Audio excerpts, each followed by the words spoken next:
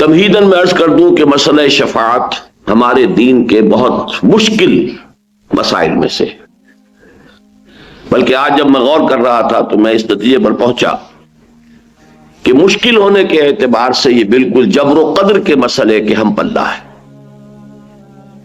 جیسے جبر و قدر کا مسئلہ ہے، جسے عام طور پر عام فہم الفاظ میں ہم کہتے ہیں تقدیر کا مسئلہ. تقدیر کا مسئلہ وہ ہے کہ جس کے بارے میں اگر کوئی بحث کی جائے، گفتگو کی جائے تو الجھ جائے گا، سمجھ میں نہیں آئے گا. اگرچہ یہ کہ چونکہ اس پر ایمان لانا یہ ہم پر واجب کیا گیا ہے، ایمان لانے کے ہم مکلف ہیں. چنانچہ جو ایمانیات احادیث میں بیان ہوئے ہیں کہ جن پر ایمان لانا لازم ہے، حدیث جبرائیل میں جو الفاظ ہیں ان تؤمن بالقدر خیرہ وشرہ من اللہ تعالی، آپ نے فرمایا کہ ایمان کے تقاضوں میں سے یہ بھی ہے کہ تم قدر پر ایمان رکھو، تقدیر پر ایمان رکھو کہ اس کا خیر بھی اس کا شر بھی دونوں اللہ کی طرف سے. لیکن یہ مسئلہ جو کہ ایمانیات کے ضمن میں اتنا اہمیت کا حامل ہے، واقعہ یہ ہے کہ اس کے بارے میں اگر کھود کرید کی جائے، گفتگو کی جائے، رد و قضا ہو، بحث و نزاع ہو تو یہ الجھ جائے گا اور حل نہیں. اگرچہ سمجھ میں آ جاتا ہے اگر انسان سمجھنا چاہے، اور یہ بھی میں اس لیے عرض کر رہا ہوں کہ جو چیز سمجھ میں نہ آ سکتی ہو اس پر ایمان کا واقعتاً یہ ہے کہ ہمارا مکلف ہونا پھر غیر منطقی ہو جائے گا. سمجھ میں تو آتا ہے لیکن بیان میں نہیں آتا. ان دونوں چیزوں میں بڑا فرق ہے. ایک چیز سمجھ میں آتی ہے لیکن بیان میں نہیں آ سکتی. بیان کرنے میں ہماری جو قوت بیانیہ ہے، ہماری جو زبان ہے، اس کی جو محدودیتیں ہیں، اس کی بنا پر وہ مسئلہ الجھ جاتا ہے. بہرحال آج کا میرا موضوع جو ہے وہ مسئلہ قدر نہیں ہے، لیکن میں صرف اس لیے عرض کر رہا ہوں کہ وہ مسئلہ کہ جس کے بارے میں حضور نے بہت سختی کے ساتھ منع فرمایا ہے کہ کوئی بحث و نزاع نہ کرو. ایک مرتبہ حضور تشریف لائے اپنے حجرے سے باہر اور آپ نے دیکھا کہ کچھ صحابہ وہ مسجد کے گوشے میں بیٹھے ہوئے کسی بحث میں مبتلا ہے، اور وہ بحث جو ہے وہ تقدیر سے متعلق ہو رہی ہے. حضور نے جب یہ دیکھا تو آپ کا چہرہ غصے سے تمتما اٹھا اور آپ نے غضبناک الفاظ میں فرمایا الہذا بعثتم ام لہذا امرتم یا ام لہذا امرتم، کیا مجھے اس چیز کا حکم دیا گیا تھا؟ کیا میں اس کام کے لیے مبعوث کیا گیا؟ یہ معاملات ایسے ہیں کہ جس کے بارے میں خاموشی اختیار کرو. بہرحال اسی طرح کا مسئلہ جو ہے یہ شفاعت کا مسئلہ بھی ہے. ویسے بھی میں نے بارہ عرض کیا ہے کہ بہت سے اکثر معاملات دنیا میں ایسے ہیں کہ جو ہمارے ہاں روایتی الفاظ آتے ہیں کہ بال سے زیادہ باریک اور تلوار کی دھار سے زیادہ تیز، کہ ذرا ادھر ہوئے تو ہلاکت ہے، ذرا ادھر ہو تو ہلاکت ہے. اسی طرح کا معاملہ ہے یہ صراط مستقیم اس دنیا میں بھی، اور پل صراط جسے ہم کہتے ہیں وہ قیامت میں بھی واقعتاً بہت باریک ہے، اور اس کی طرف ذرا سا بھی انسان ادھر یا ادھر ہو جائے تو گمراہی اور ہلاکت میں مبتلا ہونے کا اندیشہ ہے. اسی طرح کا مسئلہ شفاعت ہے. پہلے سمجھیے کہ شفاعت کے معنی کیا ہے. شفاع کا لفظ عربی زبان میں آتا ہے بنیادی طور پر ضم الشیء الی مثلہ. امام راغب اصفہانی رحمۃ اللہ علیہ، جن کی مفردات القرآن نہایت اہم کتاب ہے، فہم قرآن میں بہت ممد ہے، بہت معاون ہے، اور اب اچھا ہے کہ اس کا اردو ترجمہ بھی شائع ہو چکا ہے، تو جو عربی سے استفادہ نہ کر سکے وہ اردو سے استفادہ کر سکتے ہیں کہ ہر شے کا جو مادہ ہے اس کے اصل معنی کیا ہے، اصل مفہوم کیا ہے. عربی زبان میں وہ مادہ جو ہے، وہ روٹ جو ہے، وہ 3 لیٹرڈ روٹ سے حرفی مادہ جو ہے وہ اصل میں کس مفہوم کے لیے استعمال ہوتا ہے. تو شفع کا میں نے آپ کو بتایا راغب کے حوالے سے ضم الشیء الی مثلہ، کسی شے کو اس کے مثل کے ساتھ جمع کر دینا، ضم کر دینا، اس کے ساتھ شامل کر دینا. اب مثلا میں ایک دعا کر رہا ہوں اللہ میری یہ حاجت پوری فرما دے. کوئی اور میرا دوست، میرا بھائی، میرا عزیز، اے اللہ تو میرے اس بھائی کی یہ ضرورت پوری فرما دے. یہ شفاعت ہے، یہ شفاعت ہے. ایک دعا میں خود کر رہا ہوں اور اس دعا میں شامل کر لی ہے میرے کسی بھائی نے، عزیز نے، دوست نے، بہی خواہ نے، خیر خواہ نے، اپنی دعا اس کے ساتھ شامل کر دی. یہ شفاعت ہے. اس شفاعت سے تو ہم خوب واقف ہیں، اچھی طرح جانتے ہیں، اس کا کوئی منکر نہیں ہے. البتہ یہ کہ ایسی ہستیوں کی شفاعت کہ جو ہمارے سامنے اس طریقے سے مادی طور پر موجود نہیں ہے، عالم غیب میں ہے، غیب کا پردہ حائل ہو چکا ہے. وہ ارواح ہیں اولیاء اللہ کی جو عالم غیب میں ہے، اب ملائکہ ہیں جو عالم غیب میں ہے، پھر وہ ارواح جو ہیں انبیاء کی ہیں، صلحاء کی ہیں، اتقیاء کی ہیں، اولیاء اللہ کی ہیں، ملائکہ ہیں، یہ تمام ہیں. ان سے اس طرح کا کوئی معاملہ جو ہے وہ ذرا مختلف ہو جائے گا. لیکن جو چیز میں نے آپ سے عرض کی مثال کے طور پر شفاعت کا سب سے سادہ تصور کہ آپ ایک دعا کر رہے ہیں، آپ ایک استدعا کر رہے ہیں اللہ سے، اور کوئی اور بھی آپ کی اس دعا میں آپ کا ساتھ دے رہا ہے، آپ کے لیے گویا کہ اسی بات کا سوال اللہ سے کر رہا ہے کہ جس بات کا سوال آپ کر رہے ہیں، تو یہ شفاعت ہے لفظی اعتبار سے. اسی طریقے سے یہ لفظ سورہ نساء میں آیا ہے، آیت نمبر 85 میں. دنیا میں جو ہم ایک دوسرے کے لیے کچھ سفارش کرتے ہیں، اس کے لیے بھی لفظ شفاعت قرآن میں مستعمل ہے. آپ کا کوئی بھائی ہے، اس کا کوئی مسئلہ ہے، کسی جگہ پر کوئی ضرورت جو ہے اس کی کوئی شخص پوری کر سکتا ہے، آپ اس کے ساتھ جاتے ہیں اور گویا کہ ایک طریقے سے اسے اطمینان دلاتے ہیں کہ یہ شخص جو ہے یہ قابل اعتماد شخص ہے، یہ جو بات کہہ رہا ہے میرے علم کی حد تک اس کے اوپر آپ اعتبار کر سکتے ہیں، اعتماد کر سکتے ہیں. یہ چیز بھی شفاعت ہو گئی اس دنیا کے اندر. گویا کہ آپ نے کسی کی ضرورت میں اپنے علم کی بنا پر یا اپنی کسی وجاہت کی بنیاد پر کہ جو آپ کو کسی کے ساتھ حاصل ہے، کوئی شخص ہے جو آپ کی قدر کرتا ہے، آپ کی عزت کرتا ہے، اس کی نگاہوں میں آپ ایک معتمد علیہ انسان ہے، ایک آپ معتبر انسان ہے، آپ جو بات کہہ رہے ہیں اس کے اوپر وہ اعتبار کر سکتا ہے، تو آپ اپنی ان صلاحیتوں کو، یا یہ کہ کوئی شخص آپ سے محبت کرتا ہے اور اس کی بنا پر یہ ہے کہ وہ آپ کی بات ایک حد تک، جائز حد تک ہو تو وہ ٹالے گا نہیں. تو یہ ایک شفاعت ہے کہ جو دنیا میں بھی سفارش کے معنی میں جب ہم استعمال کرتے ہیں تو قرآن مجید میں ہمیں ایک اصول بتایا گیا، من یشفع شفاعتا حسنۃ یکن لہ نصیب منہا ومن یشفع شفاعتا سیئۃ یکن لہ کفل منہا. بالکل منطقی بات ہے. جو شخص کوئی اچھی سفارش کرے گا، اچھی شفاعت کرے گا، وہ اچھائی کے لیے بھی ہو سکتی ہے، اچھی بات کے لیے ہو سکتی ہے، پھر یہ کہ بالکل اس کے اندر کہیں بھی حد اعتدال سے تجاوز نہ ہو، کہیں زیادتی نہ ہو، کسی اور کی حق تلفی نہ ہو، ایک شخص کے لیے کوئی خیر ہو جائے بغیر اس کے کہ کسی اور کی حق تلفی ہو رہی ہو. یہ تمام پہلو ایسے ہوں گے کہ جن کو ہم کہیں گے یہ شفاعت حسنہ ہے. اس کے لیے آپ ایک دوسرے کے کام جیسے آتے ہیں، ایسے ہی اگر اس طریقے کی سفارش آپ دنیا میں کرتے ہیں جن میں جھوٹ نہیں ہے، جس میں کوئی کسی کی حق تلفی نہیں ہے، کسی کا پر ظلم نہیں ہو رہا ہے، اور وہاں پر کسی شخص کا جائز طریقے سے کام ہو سکتا ہے، وہ شخص جو ہے اس سے واقف نہیں ہے، وہ جانتا نہیں ہے، آپ کی ایک وجاہت ہے اس کے ہاں، آپ کو وہ جانتا ہے، اور آپ اپنے علم کی بنیاد پر اس سے کہتے ہیں کہ میں آپ سے عرض کرتا ہوں کہ یہ شخص قابل اعتماد ہے، میں اسے جانتا ہوں.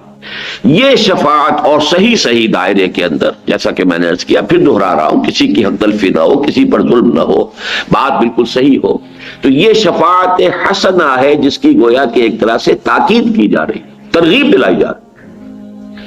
من یشفع شفاعتا حسنۃ یکن لہ نصیب منہا. جس نے کوئی اچھی شفاعت کی، اچھی سفارش کی، اسے خود بھی اس میں سے حصہ مل جائے گا، یعنی اس کو ایک نیکی ملے گی، اللہ تعالیٰ اس کے اس عمل کو پسند فرمائے گا، اللہ تعالیٰ اس کے اس عمل کا اسے اجر و ثواب عطا کرے گا.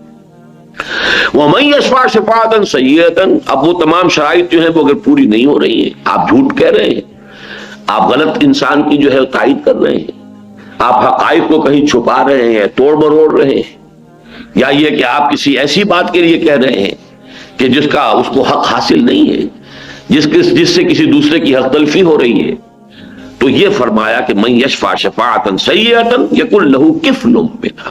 تو اس میں سے اب حصہ اس کو بھی مل جائے گا کہ اگر اس کی وجہ سے کسی پر کوئی ظلم ہوا ہے تو اس ظلم کی پاداش جو اللہ کے ہاں ہوگی اس میں اس شخص کا حصہ بھی ہوگا کہ جس نے اس کے لیے سفارش کی. تو یہ تو لفظ شفاعت اور شفاعت کے دو معنی کے جو مستعمل ہیں، عام ہیں، واضح ہیں، منطقی ہیں، جن میں کوئی اشکال نہیں، جن میں کوئی دقت نہیں. لیکن یہ کہ اب سمجھیے وہ شفاعت کہ جو تمام گمراہیوں کی جڑ ہے، یہ میں پچھلی مرتبہ عرض کر چکا. شرک کی اصل بنیاد شفاعت باطلہ کا تصور ہے، غلط شفاعت کا غلط تصور. میں عرض کر چکا ہوں کہ دنیا میں دیکھیے، ایک تو ہے معاملہ الحاد، خدا کا انکار، کوری مادہ پرستی، میٹیریلزم، جو بھی آپ کہیں، میں اس وقت اس سے گفتگو نہیں کر رہا. ایک ہے شرک. شرک لازماً دو چیزوں پر مشتمل ہے. کسی بڑے خدا کو مان کر اس کے ساتھ چھوٹے خداؤں کو ماننا. وہاں بڑے خدا کا انکار نہیں ہے. میں نے مثالیں بھی دی تھی، یاد ہوگا، اور بارہا یہ میرے دروس میں باتیں آ چکی ہیں. مشرق سے مغرب تک چلے جائیے، آپ کو ہر جگہ یہ تصور شرک کا ملے گا. مہادیو ایک، مہادیو وہ تو ایک ہی ہو سکتا ہے، ایک ہی ہے. دیویاں اور دیوتا بے شمار. کوئی آگ کی دیوی ہے اور کوئی پانی کا جل دیوتا ہے اور اگنی دیوی ہے، اور کوئی لکشمی بائی ہے، لکشمی دیوی ہے، وہ دولت کی ہے. وہ گنتے جائیے، وہ بے شمار. بالکل ویسٹ میں چلے جائیے، بڑے جی سے لکھا جائے گا گاڈ، تو وہ ایک ہی ہے، کیپٹل جی. اس کے تین صفات جو ہمیشہ مانی گئی ہیں، اومنی پوٹنٹ، اومنیشینٹ، اومنی پریزنٹ. وہ جو بڑا خدا ہے ایک اکیلا، جی سے لکھا جانے والا، کیپٹل جی سے، وہ اومنی پوٹنٹ ہے، علی کل شیء قدیر. اومنیشینٹ ہے، بکل شیء علیم. اومنی پریزنٹ ہے، ہر جگہ موجود. ہوا معکم اینما کم. یہ تین صفات ہر جگہ مانی گئی اس بڑے خدا کا. یہی معاملہ تھا عرب میں. اللہ وہ ایک ہی تھا، لیکن آلہہ، وہاں گاڈ کے ساتھ گاڈیسز اینڈ گاڈز، چھوٹے جی سے لکھے جانے والے بے شمار گاڈز اینڈ گاڈیسز، ان کی گنتی نہیں ہو سکتی. اسی طریقے سے اللہ ایک اور آلہہ بے شمار. اب یہ آلہہ دو طرح کے بنائے گئے. ظاہر بات ہے کہ ان کی، جیسا کہ میں نے پچھلی مرتبہ بھی عرض کیا تھا، کہ اصل میں تو یہ بگڑی ہوئی شکلیں ہیں. جو اصل حقیقتیں تھیں ان کے اندر تھوڑا تھوڑا رد و بدل ہوتے ہوتے ہوتے ہوتے وہ شے بالکل ایک نئی بن کر ایک عجیب صورت اختیار کر لیتی ہے. لیکن تھی تو تمام چیزیں جو ہیں، دین توحید ہی تھا آغاز میں. حضرت آدم علیہ السلام اللہ کے نبی تھے. یعنی نوع انسانی کا اور تاریخ انسانی کا آغاز جو ہے وہ اندھیرے میں نہیں ہوا، ظلمت میں نہیں ہوا، تاریکی میں نہیں ہوا، جہالت میں نہیں ہوا ہے. سائنٹیفک اعتبار سے آپ کہہ سکتے ہیں کہ علم بہت کم ہوگا ان کے پاس یا نہیں ہوگا بالکل، لیکن یہ کہ یہ العلم جو ہے، فَاعْلَمْ أَنَّ اللَّهَ لَا إِلَهَ إِلَّا هُوَ، جان لو اس کو کہ اللہ کے سوا کوئی الہ. یہ ہے اصل علم. 100 علموں کا ایک علم، بلکہ 1000 علموں کا ایک علم.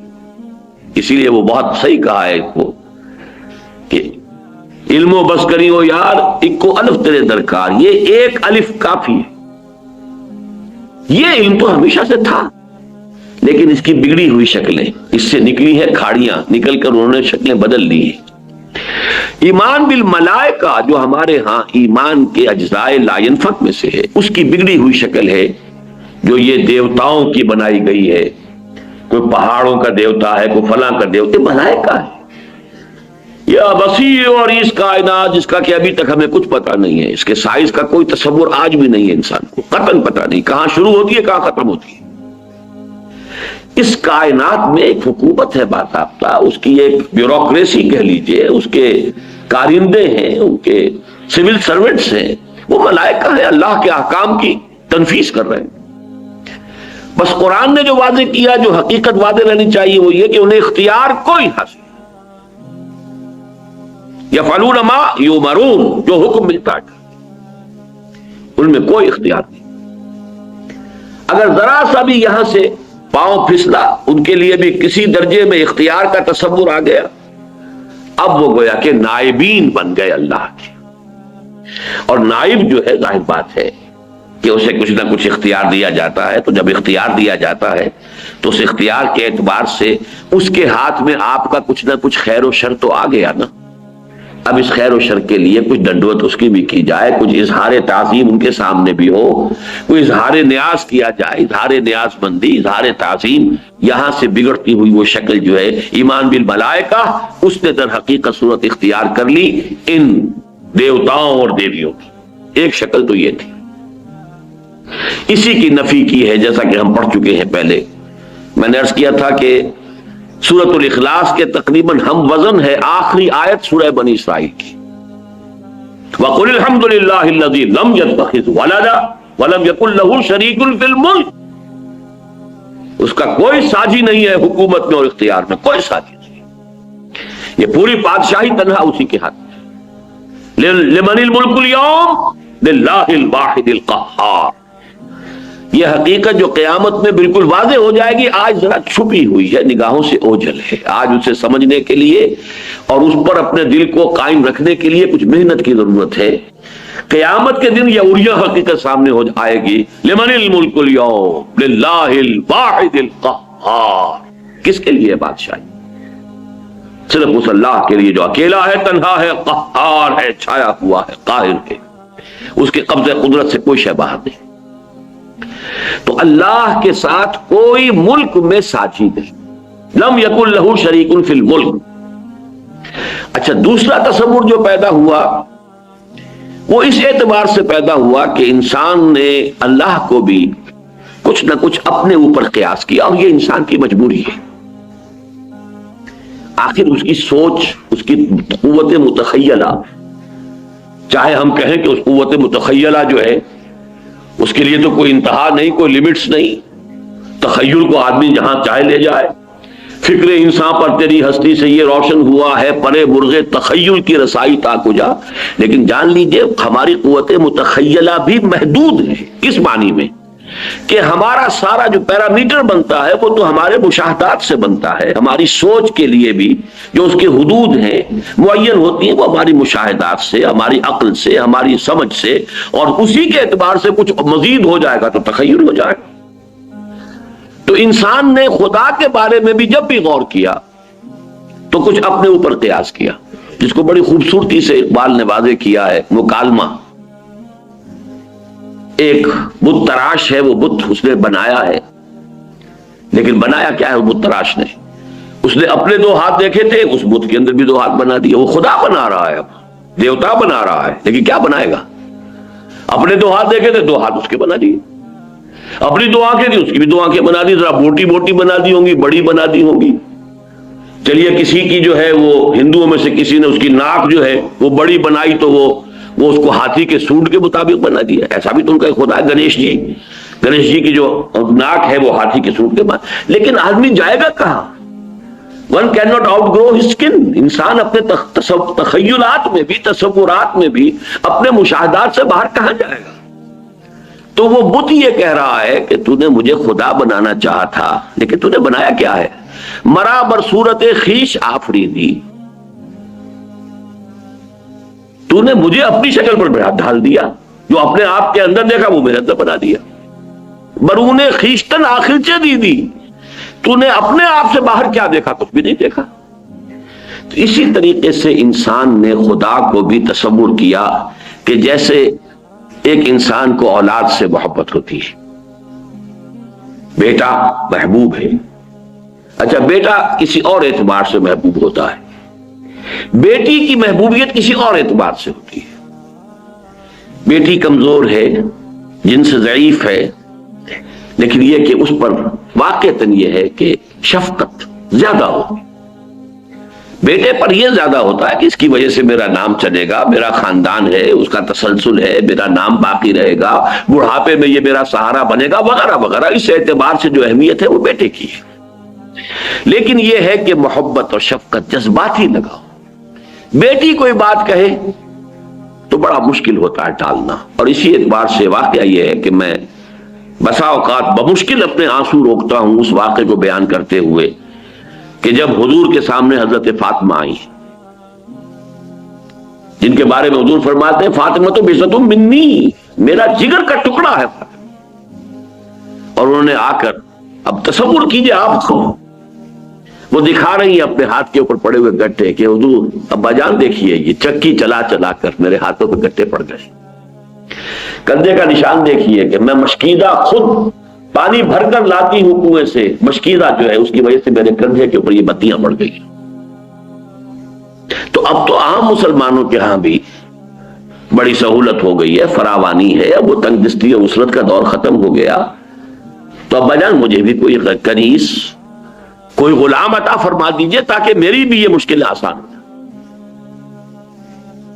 کیا بیتی ہوگی حضور کے قلب، تصور کیجیے۔ کہا کیا ہے؟ نہیں بیٹی یہ چیزیں ہمارے لیے نہیں، میں تمہیں اس سے بہتر چیز دے رہا ہوں۔ ہر نماز کے بعد وہ تسبیح فاطمہ جو مشہور ہے، جب بھی کبھی آپ یہ تسبیح فاطمہ کیا کریں تو اس واقعے کو یاد کر لیا کیجیے کہ تسبیح فاطمہ کا شان نزول کیا ہے، یہ کب عطا کی ہے حضور نے صلی اللہ علیہ وسلم اپنے جگر گوشے کو، جب یہ درخواست دے کر حضرت فاطمہ حاضر ہوئی رضی اللہ تعالی۔ نہیں بیٹا یہ چیزیں ہمارے لیے نہیں ہیں، یہ اوروں کے لیے، ہمارے لیے تو جو چیزیں بہتر ہیں میں تمہیں وہ دے رہا ہوں۔ نماز کے بعد 33 مرتبہ سبحان اللہ، 33 مرتبہ الحمدللہ، 33 یا 34 مرتبہ اللہ اکبر کہہ لیا کرو۔ روایات میں تھوڑا سا فرق ہے، ورنہ یہ کہ 100ویں کی تعداد پوری ہوتی ہے ایک اور طویل کلمے سے، لیکن یہ کہ بہرحال یہ تسبیح فاطمہ جو عطا کی گئی ہے اس وقت، تو یہ جو بیٹی کا ایک خاص معاملہ ہوتا ہے اس کو ذہن میں رکھیے۔ تو عربوں نے اللہ کی بیٹیاں قرار دے دیا فرشتوں کو، وہی فرشتے جنہیں نائبین سلطنت قرار دیا ایسٹ اور ویسٹ میں، انہی کو خدا کی بیٹیاں قرار دے دیا عربوں۔ اب یہ لاڈلی بیٹیاں سفارش کریں گی تو اللہ نہیں ٹال سکتا، یہ ہے۔ اسی طریقے سے اللہ کے کچھ دوست بھی تو ہیں، اولیاء ہیں، آخر وہ دوستی جو ہے وہ بھی تو کوئی بنیاد ہے۔ دوست سفارش کرے گا تو دوست کیسے ٹال دے گا؟ یہ دوسرا تصور تھا کہ جس کے تحت سفارش کا تصور جو ہے اس مذہب کے پورے ڈھانچے کے اندر، اس کے پورے سانچے کے اندر داخل ہوا۔ توحید ہی سے یہ شاخیں نکلی ہیں، جیسا کہ میں آپ کو بتا چکا ہوں کہ تلبیہ بھی کون سا تھا؟ لبیک اللہم لبیک، لبیک لا شریک لک لبیک الا شریکا تملکہ وما ملک۔ اے اللہ میں حاضر ہوں تیرے سوا کوئی شریک نہیں، اے اللہ میں حاضر ہوں تیرا کوئی شریک نہیں سوائے اس شریک کے جس کا تو ہی مالک ہے، اور جو کچھ اس کے ہاتھ میں اختیار ہے وہ بھی در حقیقت تیرا ہی دیا ہوا ہے۔ تو توحید کے دریا سے ایک کھاڑی شرک کی نکلی، اور پھر اپنے دل کو مطمئن کرنے کے لیے پھر اسے توحید میں شامل کر دیا۔ بیچ میں جو شے نکال لی ہے تھوڑی سی یہ شرک کی کہ لبیک اللہم لبیک، لبیک لا شریک لک لبیک الا شریکا تملکہ وما ملک، اللہ سے ایک شریک تو ہے تیرا، کچھ شریک ہے تیرے، لیکن پھر واپس آ گئے توحید میں کہ وہ خود بھی تیرے مملوک ہے، اور جو کچھ اختیار اس کے پاس ہے وہ بھی تیرا ہی عطا کرتا ہے، تیرا ہی ملکیت تو حقیقی تیری ہے۔ تو گویا کہ توحید سے شروع ہو کر پھر توحید پر بیچ میں وہ جو ایک خم نکال لیا ہے، ایک کجی نکال لی ہے، ایک ٹیڑھ پیدا کر لی ہے، جیسے کہ آیت الکرسی کے بعد آتا ہے کہ لا اکراہ فی الدین قد تبین الرشد من الغی۔ وہ غی جو آتی ہے بس وہ ہے کہ جس نے سارا فساد دنیا میں پیدا کیا، اور نتیجہ کیا ہوتا ہے؟ یہ سفارشی جو ہمارے ہیں چونکہ اللہ کے لاڈلے ہیں، اسی لیے دیکھیے سورہ بنی اسرائیل کی آخری آیت میں کیا فرمایا؟ لم یکن لہ شریک فی الملک ولم یکن لہ ولی من الذل۔ اس کا کوئی ولی اور دوست کسی کمزوری کی وجہ سے نہیں ہے، اس میں نفی کی ہے۔ اللہ کا ولی تو ہے لیکن تمہارا دوست ہوتا ہے، تم دوستیاں نبھاتے ہو، دوستیاں پالتے ہو، کیوں؟ کہ کسی وقت پر کام آئے گا، اور جب میرے وقت پر کام آئے گا، میری کسی مشکل میں وہ میرے ساتھ دے گا، تو آج اس کی بات میں کیسے ٹال سکتا؟ یہ ہے وہ پورا کا پورا فلسفہ جو ہم اپنے اوپر قیاس کریں تو ہمارے معمولات میں شامل ہے۔ کسی وقت ہوتا ہے کہ دوست ایک بات کہہ رہا ہے، آپ کا ایک دوست ہے، آپ کا ایک جگری جو ہے، کوئی رفیق ہے، وہ آپ سے بات کہہ رہا ہے، آپ یہ بھی سمجھ رہے ہیں کہ بات صحیح نہیں ہے، یہ کام مجھے نہیں کرنا چاہیے، یہ غلط، لیکن اب اس کا دباؤ ہے اس لیے کہ وہ آپ کا دوست ہے، آپ کا محبوب ہے۔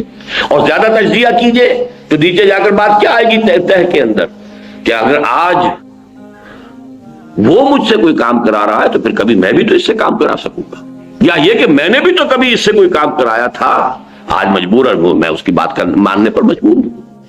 یہ سارے تصورات ہیں کہ جو آگے چل کر کیا ہوتا ہے، اسی شفاعت کے تصور سے پہلا قدم تو یہ ہوتا ہے کہ وہ اظہار نیاز جو ہے، نیاز مندی کا اظہار اور تعظیم کا اظہار ہوتے ہوتے مراسم عبودیت میں ڈھل جاتا ہے۔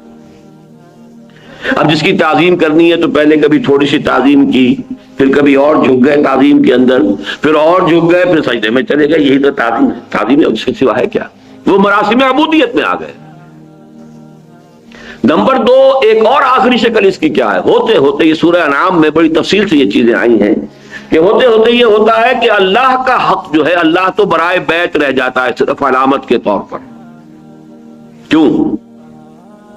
دیکھیے جو سب سے اوپر بیٹھا ہوا ہے وہ ہے تو صحیح، اختیار اسی کا ہے، صدر مملکت ہے پاکستان کے، اصل اختیارات تو ان کے پاس ہیں، وزیر اعظم ہے اس کے پاس اختیارات ہیں، لیکن دیہاتی کو تو پتا ہے کہ میرا معاملہ تو اس پٹواری کے ہاتھ میں ہے،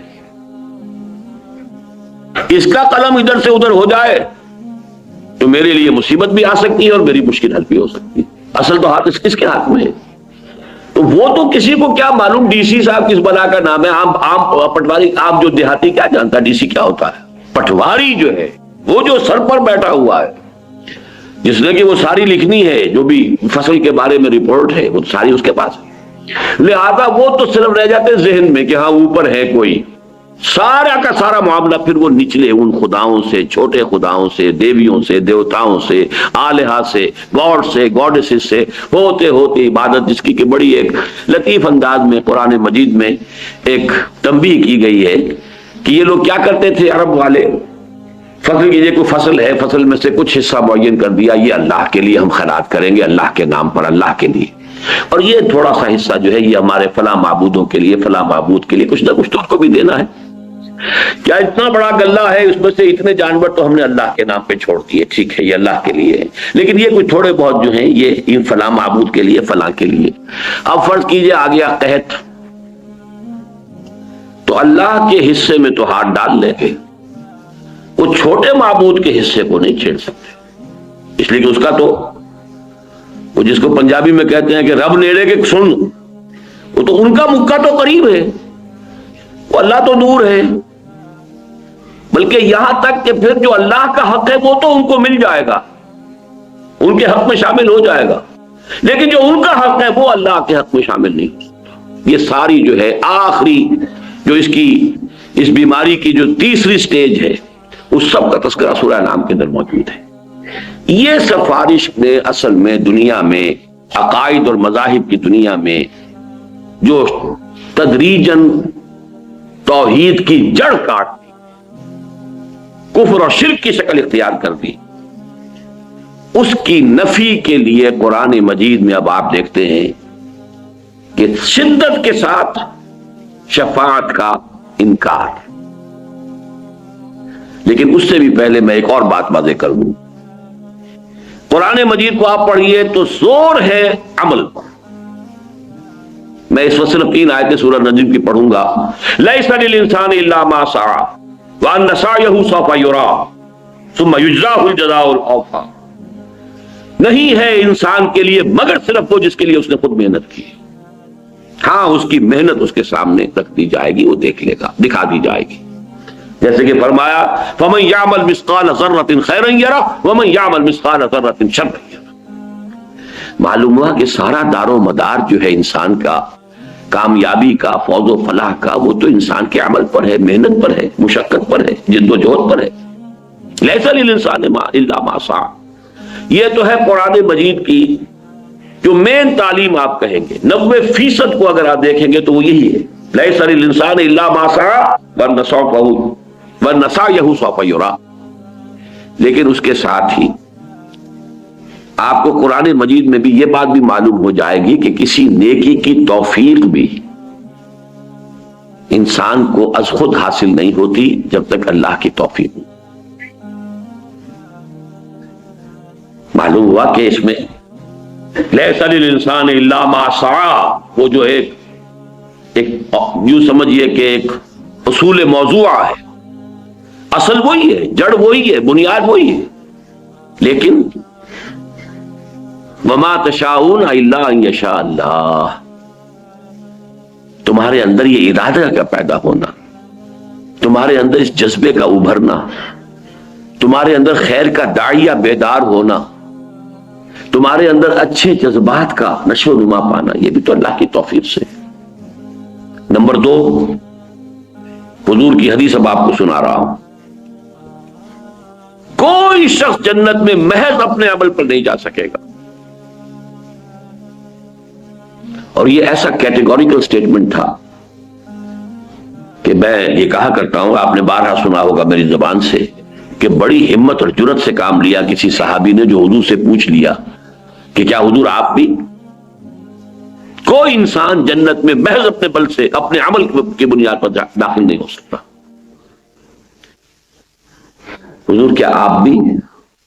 فرمایا ہاں میں بھی، الا ان یتغمدنی ربی برحمتہ، جب تک میرا رب اپنی رحمت سے مجھے ڈھانپ نہ دے، اپنی رحمت کے سائے میں نہ لے لے، میں بھی جنت میں داخل نہیں ہوں۔ اب ان دو انتہاؤں کو آپ نے دیکھ لیا، اس کا نتیجہ میں بعد میں نکالوں گا، نتیجہ کیا نکلتا ہے، لیکن میں اسی کے حوالے سے شفاعت کا مسئلہ حل کرنا چاہتا ہوں۔ قرآن مجید ایک طرف تو ان آیات کو آپ دیکھیے، اپنے ذہن میں رکھیے کہ جس میں کیٹیگوریکل ڈینائل ہے، ایبسولوٹ کیٹیگوریکل ڈینائل، کوئی شفاعت قیامت میں نہیں ہو، قرآن مجید میں آیات۔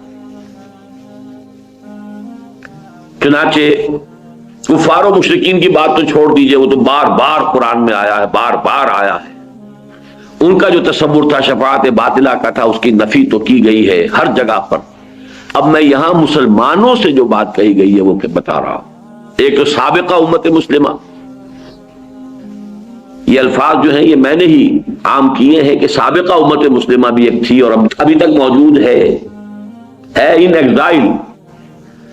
جیسے کہیں کا کوئی بادشاہ ہو اور وہ کہیں جلا وطن ہوا ہو، لیکن موجود تو ہے سابقہ امت مسلمہ یہود۔ اور بعض اعتبارات سے آپ اپنے آپ سے اگر تقابل کریں گے تو ان کا پلڑا بہت بھاری ملے گا آپ کو۔ وہ جو غالب نے کہا تھا کہ ریختہ کہ ایک تم ہی استاد نہیں ہو غالب، سنتے ہیں اگلے زمانے میں کوئی میر بھی تھا۔ ہم ہی تو نہیں امت مسلمہ، اگلے زمانے میں کوئی اور امت بھی تھی، اور وہ بھی موجود ہے آج تک۔ بنی اسرائیل 2000 برس عمر ہوئی اس امت کی، اس لیے کہ بحیثیت امت بنی اسرائیل کے بعد امت محمد صلی اللہ علیہ وسلم 7ویں صدی عیسوی سے شروع ہو رہی ہے امت محمد، اور 1400 قبل مسیح سے شروع ہوئی تھی سابقہ امت مسلمہ، امت موسیٰ بنی اسرائیل، پورے 2000۔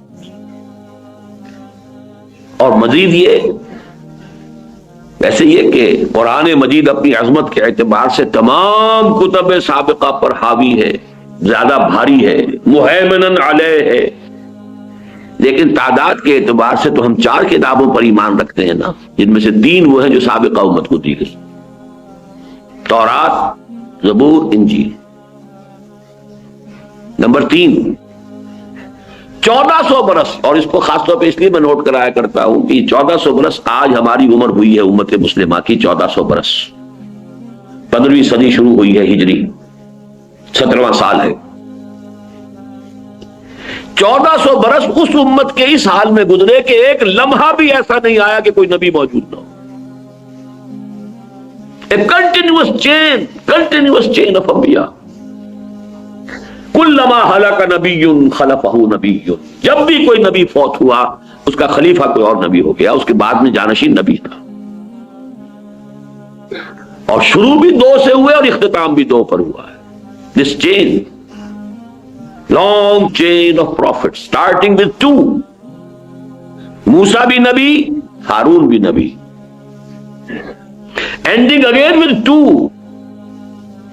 یحییٰ بھی نبی، عیسیٰ بھی نبی، اور درمیان میں یوں سمجھ لیجئے 2 کھوٹے ادھر اور 2 کھوٹے ادھر، بلکہ ایک کھوٹا، ہاں 2 کھوٹے ادھر 2 کھوٹے ادھر، اور پھر ان کے درمیان وہ چین ہے کہ کوئی وقت ایسا نہیں گزرا کہ نبی نہ ہو۔ اس امت کا جو خطاب اس سے براہ راست قرآن میں ہوا ہے وہ 10 رکوع سورہ بقرہ کے اہم ترین ہیں، 5ویں سے شروع ہو کر اور 14ویں کے اختتام پر، بلکہ 15ویں کے شروع میں۔ ان میں سے بھی ایک حصہ جو ہے، ایک رکوع میں نے بارہا آپ کو بتایا کہ وہ تو ہے دعوت کا، اور 9 رکوع ہے ملامت، تم نے یہ کیا، تم نے یہ کیا، تمہاری یہ گمراہی، تمہاری یہ غلطی، تم نے دین میں یہ تحریف کی، تم نے یہ تصورات غلط اختیار کی، وغیرہ وغیرہ۔ ایک بہت ہی لمبا، یوں سمجھیے لمبی فرد قرارداد جرم، فرد جرم آیت۔ دونوں میں شروع میں اور آخر میں آپ کو جو آیت ملتی ہے وہ نوٹ کیجئے، وَاتَّقُوا يَوْمًا لَا تَجْزِي نَفْسٌ عَن نَفْسٍ شَيْئًا وَلَا يُقْبَلُ مِنْهَا شَفَاعَةٌ وَلَا يُؤْخَذُ مِنْهَا عَدْلٌ وَلَا هُمْ يُنصَرُونَ۔ 4 چیزوں کی کیٹیگوریکل نفی، ڈرو اس دن سے جس دن کوئی جان کسی دوسری جان کے کام نہیں آ سکے گی، کوئی شفاعت قبول نہیں کی جائے گی، کوئی فدیہ نہیں قبول کیا جائے گا، کوئی کسی طرف سے نصرت اور مدد نہیں ہو سکے گی۔ اب یہ ہے یوم آخر کا تصور، قیامت کے دن کا تصور۔ وَاتَّقُوا يَوْمًا لَا تَجْزِي نَفْسٌ عَن نَفْسٍ شَيْئًا وَلَا يُقْبَلُ مِنْهَا شَفَاعَةٌ وَلَا يُؤْخَذُ مِنْهَا عَدْلٌ وَلَا هُمْ يُنصَرُونَ۔ یہ تو ہے آیت نمبر 48، 6 رکوع کی آیت نمبر 2، اور آیت نمبر 123 15ویں رکوع کی آیت نمبر 2، پھر وہی 4 چیزیں، ایک لفظ فرق کا فرق ڈال دیا ادھر سے ادھر، آخر بھی وہی شروع بھی وہی، درمیان کی 2 چیزیں جو تھیں ان میں سے اس کی پوزیشن صرف بدل دی ہے۔ وَاتَّقُوا يَوْمًا لَا تَجْزِي نَفْسٌ عَن نَفْسٍ شَيْئًا وَلَا يُقْبَلُ مِنْهَا عَدْلٌ، اب یہاں عدل پہلے آ گیا، وَلَا تَنْفَعُهَا شَفَاعَةٌ، اور کوئی شفاعت اسے فائدہ نہیں پہنچائے گی، وَلَا هُمْ يُنصَرُونَ، اور نہ ان کی مدد کی جائے۔ بتائیے کہیں کوئی کسر رہ گئی؟ معلوم ہو اپنا عمل ہوگا۔ لَيْسَ لِلْإِنسَانِ إِلَّا مَا سَعَى وَأَنَّ سَعْيَهُ سَوْفَ يُرَىٰ، یہ اسی کی شرح ہے۔ وَاتَّقُوا يَوْمًا لَا تَجْزِي نَفْسٌ عَن نَفْسٍ شَيْئًا وَلَا يُقْبَلُ مِنْهَا شَفَاعَةٌ وَلَا يُؤْخَذُ مِنْهَا عَدْلٌ وَلَا هُمْ يُنصَرُونَ۔ وَاتَّقُوا يَوْمًا لَا تَجْزِي نَفْسٌ عَن نَفْسٍ شَيْئًا وَلَا يُقْبَلُ مِنْهَا عَدْلٌ وَلَا تَنْفَعُهَا شَفَاعَةٌ وَلَا هُمْ يُنصَرُونَ۔ اور اب امت مسلمہ کا دیکھیے، موجودہ امت مسلمہ، اسی آیت الکرسی سے پہلی آیت کیا ہے؟ اگلے اتوار کو انشاءاللہ میں اسی کا درس دوں گا۔ وہ پہلی آیت، اس آیت الکرسی سے ایک آیت پہلے اور آیت الکرسی سے 2 آیتیں بعد میں، اس پر انشاءاللہ ہمارا اگلا درس ہوگا۔ یا ایھا الذین آمنوا انفقوا مما رزقناکم من قبل ان یاتی یوم لا بیع فیہ ولا خلۃ ولا شفاعۃ والکافرون هم الظالمون۔ اے ایمان کے دعوے دارو، خرچ کر دو، لگا دو، کھپا دو ان سب چیزوں میں سے جو اللہ نے تمہیں دی ہے، اس سے پہلے کہ وہ دن آ جائے جس دن نہ کوئی لین دین ہوگا، نہ کوئی سفارش اور شفاعت ہوگی، نہ کوئی دوستی کام آئے۔ والکافرون هم الظالمون، اور کفر کرنے والے ہی ظالم شمار۔ یہ میں نے آپ کو 3 مثالیں دی ہے کیٹیگوریکل ڈینائل کی، کہ کوئی شفاعت نہیں، تاکہ ایک دفعہ تو جڑ کٹ جائے نا، بات جو ہے بنیادی طور پر مستحکم ہو جائے، اس کے بعد اللہ بھی آتا ہے۔ یہ دوسرا اسلوب ہے قرآن مجید کا۔ میں پھر کہاں سے بلڈ کر رہا ہوں اپنا تھیسس، نوٹ کر لیجئے۔ جہاں ایک طرف یہ ہے کہ اپنے ہی عمل سے تمہیں نجات مل سکتی ہے، لیس للانسان الا ما سعى وان سعيه سوف يرى، لیکن ساتھ ہی یہ بھی کہ میں اپنے عمل پر کوئی گھمنڈ نہ ہو جائے، اپنے عمل پر تکیہ اور بھروسہ نہ کر بیٹھنا۔ 2 پہلو ذہن میں ہمیشہ رہے، ایک یہ کہ اگر کسی خیر کی توفیق ملی ہے تو وہ بھی اللہ ہی سے ملی ہے، اسی کے لیے شکر۔ الحمدللہ الذی ہدانا لہذا وما کنا لنہتدی لولا ان ہدانا۔ اور دوسرے یہ کہ محض اپنے عمل پر کبھی تکیہ نہ کرنا، جو کوتاہیاں لاکھوں ہو رہی ہوتی ہیں جس کا تمہیں اندازہ بھی نہیں، تم وہ جانتے بھی نہیں، نہ معلوم وہ کتنے انبار جمع ہو رہے ہیں، وہ جو گناہ کبیرہ ہیں ان کے کتنے تم نے انبار جمع کر لیے، ان کا وزن کتنا ہو جائے. لہذا رحمت خداوندی کے بغیر نہ سمجھنا کہ رستگاری ہو سکے گی. کوئی انسان محض اپنے عمل سے جنت میں داخل نہیں ہو سکتا. یہاں تک کہ حضور اپنے بارے میں فرما رہے ہیں میں بھی جنت میں داخل نہیں ہو سکوں گا الا یتغمدنی ربی برحمتہ، مگر یہ کہ اللہ میرا رب مجھے اپنی رحمت کے تحت سائے میں لے لے. ہاں اسی طرح شفاعت، ولا شفاعت ولا تنفعها شفاعت لا يقبل منها شفاعت، یہ ساری جو ہے کیٹیگوریکل نفی ہے. اب میں 8 مقامات گنوا دیتا ہوں کہ جس کے اندر ایک الا بھی ہے کہ نہیں کچھ ہے، شفاعت ہے کچھ. اسی لیے میں نے عرض کیا تھا کہ مشکل معاملہ ہے، جیسے تقدیر کا معاملہ ویسے مشکل ہے. آیت الکرسی خود جو ہے لیجئے تو اس میں موجود ہے من ذا الذی یشفع عنده الا باذنہ، ہے کہ نہیں. آغاز کتنا پر جلال پر ہے، من ذا الذی، کون ہے وہ؟ کانپ جائے گا، بڑے سے بڑا ولی کانپ جائے گا، انبیاء کانپیں گے جب اللہ فرمائے من ذا الذی یشفع عنده. کون ہے وہ؟ کون اپنی یہ ذاتی حیثیت سمجھتا ہے؟ کون سمجھتا ہے کہ مجھ پر اس کا کوئی اختیار ہے؟ کون ہے جو سمجھتا ہے کہ وہ کوئی زور میرے خلاف استعمال کر سکتا ہے؟ کون ہے وہ؟ من ذا الذی یشفع عنده، کون ہے وہ جو شفاعت کر سکے گا اس کے سامنے؟ الا باذنہ، ہاں الا سوائے اس کی اجازت کے. معلوم ہے اسی کیٹیگوریکل انداز میں جیسا کہ پچھلی آیت میں تھا ولا شفاعہ، اس کی مزید جو ہے اس کو مزید فورٹیفائی کیا ہے، مزید مضبوط کیا ہے. من ذا الذی یشفع عنده الا باذنہ، لیکن الا باذنہ. سورہ انبیاء میں فرمایا ولا یشفعون الا لمن ارتضی، وہ شفاعت نہیں کر سکیں گے مگر جن کے لیے اللہ راضی ہو. اب یہ اللہ گنوا رہا ہوں میں آپ کو. ما من شفیع الا من بعد اذنہ، سورہ یونس علیہ الصلوۃ والسلام، کوئی نہیں ہے سفارش کرنے والا سوائے اس کی اذن کے بعد. لا یملکون الشفاعۃ الا من اتخذ عند الرحمن عہدا، سورہ مریم. یومئذ لا تنفع الشفاعۃ الا من اذن له الرحمن، سورہ طٰہٰ. اس روز کوئی شفاعت نہیں کر سکے گا سوائے اس کے کہ جس کو رحمان کی جانب سے اجازت مرحمت ہو جائے. ولا تنفع الشفاعۃ عنده الا لمن اذن له، سورہ سبا. اس کی جناب میں کوئی سفارش کام نہیں آ سکے گی الا یہ کہ جس کے لیے اس نے اجازت دی ہو. سورہ زخرف میں فرمایا ولا یملکون الذین یدعون من دونہ الشفاعۃ الا من شہد بالحق، کوئی نہیں ہے جسے اختیار حاصل ہو اس کی جناب میں شفاعت کا سوائے اس کے کہ جو حق کی شہادت دے. وہ حق کو باطل نہیں کرے گا، باطل کو حق نہیں کرے گا، بات صحیح ہوگی. سورہ نجم میں فرمایا جس میں وہ الفاظ آئے ہیں لیس للانسان الا ما سعى وان سعيه سوف يرى، اسی میں یہ الفاظ ہیں وَكَمْ مِن مَلَكٍ فِي السَّمَاوَاتِ لَا تُغْنِي شَفَاعَتُهُمْ شَيْئًا إِلَّا مِن بَعْدِ أَن يَأْذَنَ اللَّهُ لِمَن يَشَاءُ وَيَرْضَىٰ. کتنے ہی فرشتے ہیں آسمانوں کے اندر لیکن ان کی شفاعت کسی کو فائدہ نہیں پہنچا سکے گی مگر اس کے بعد کہ اللہ تعالیٰ اجازت دے. اور یہاں تو بات کو دو طرف کر دیا، اذن بھی دے جو شفاعت کر رہا ہے اس کو اذن، جس کے لیے شفاعت کی جانی ہے اس کے لیے بھی منظوری.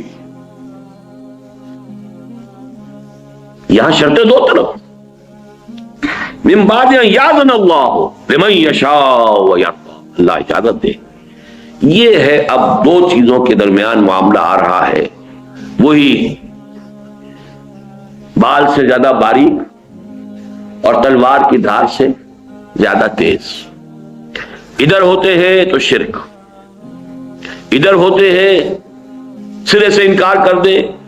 چنانچہ ہمارے ہاں ہے یہ انتہائیں موجود ہیں. خوارج نے سرے سے انکار کیا، کوئی شفاعت.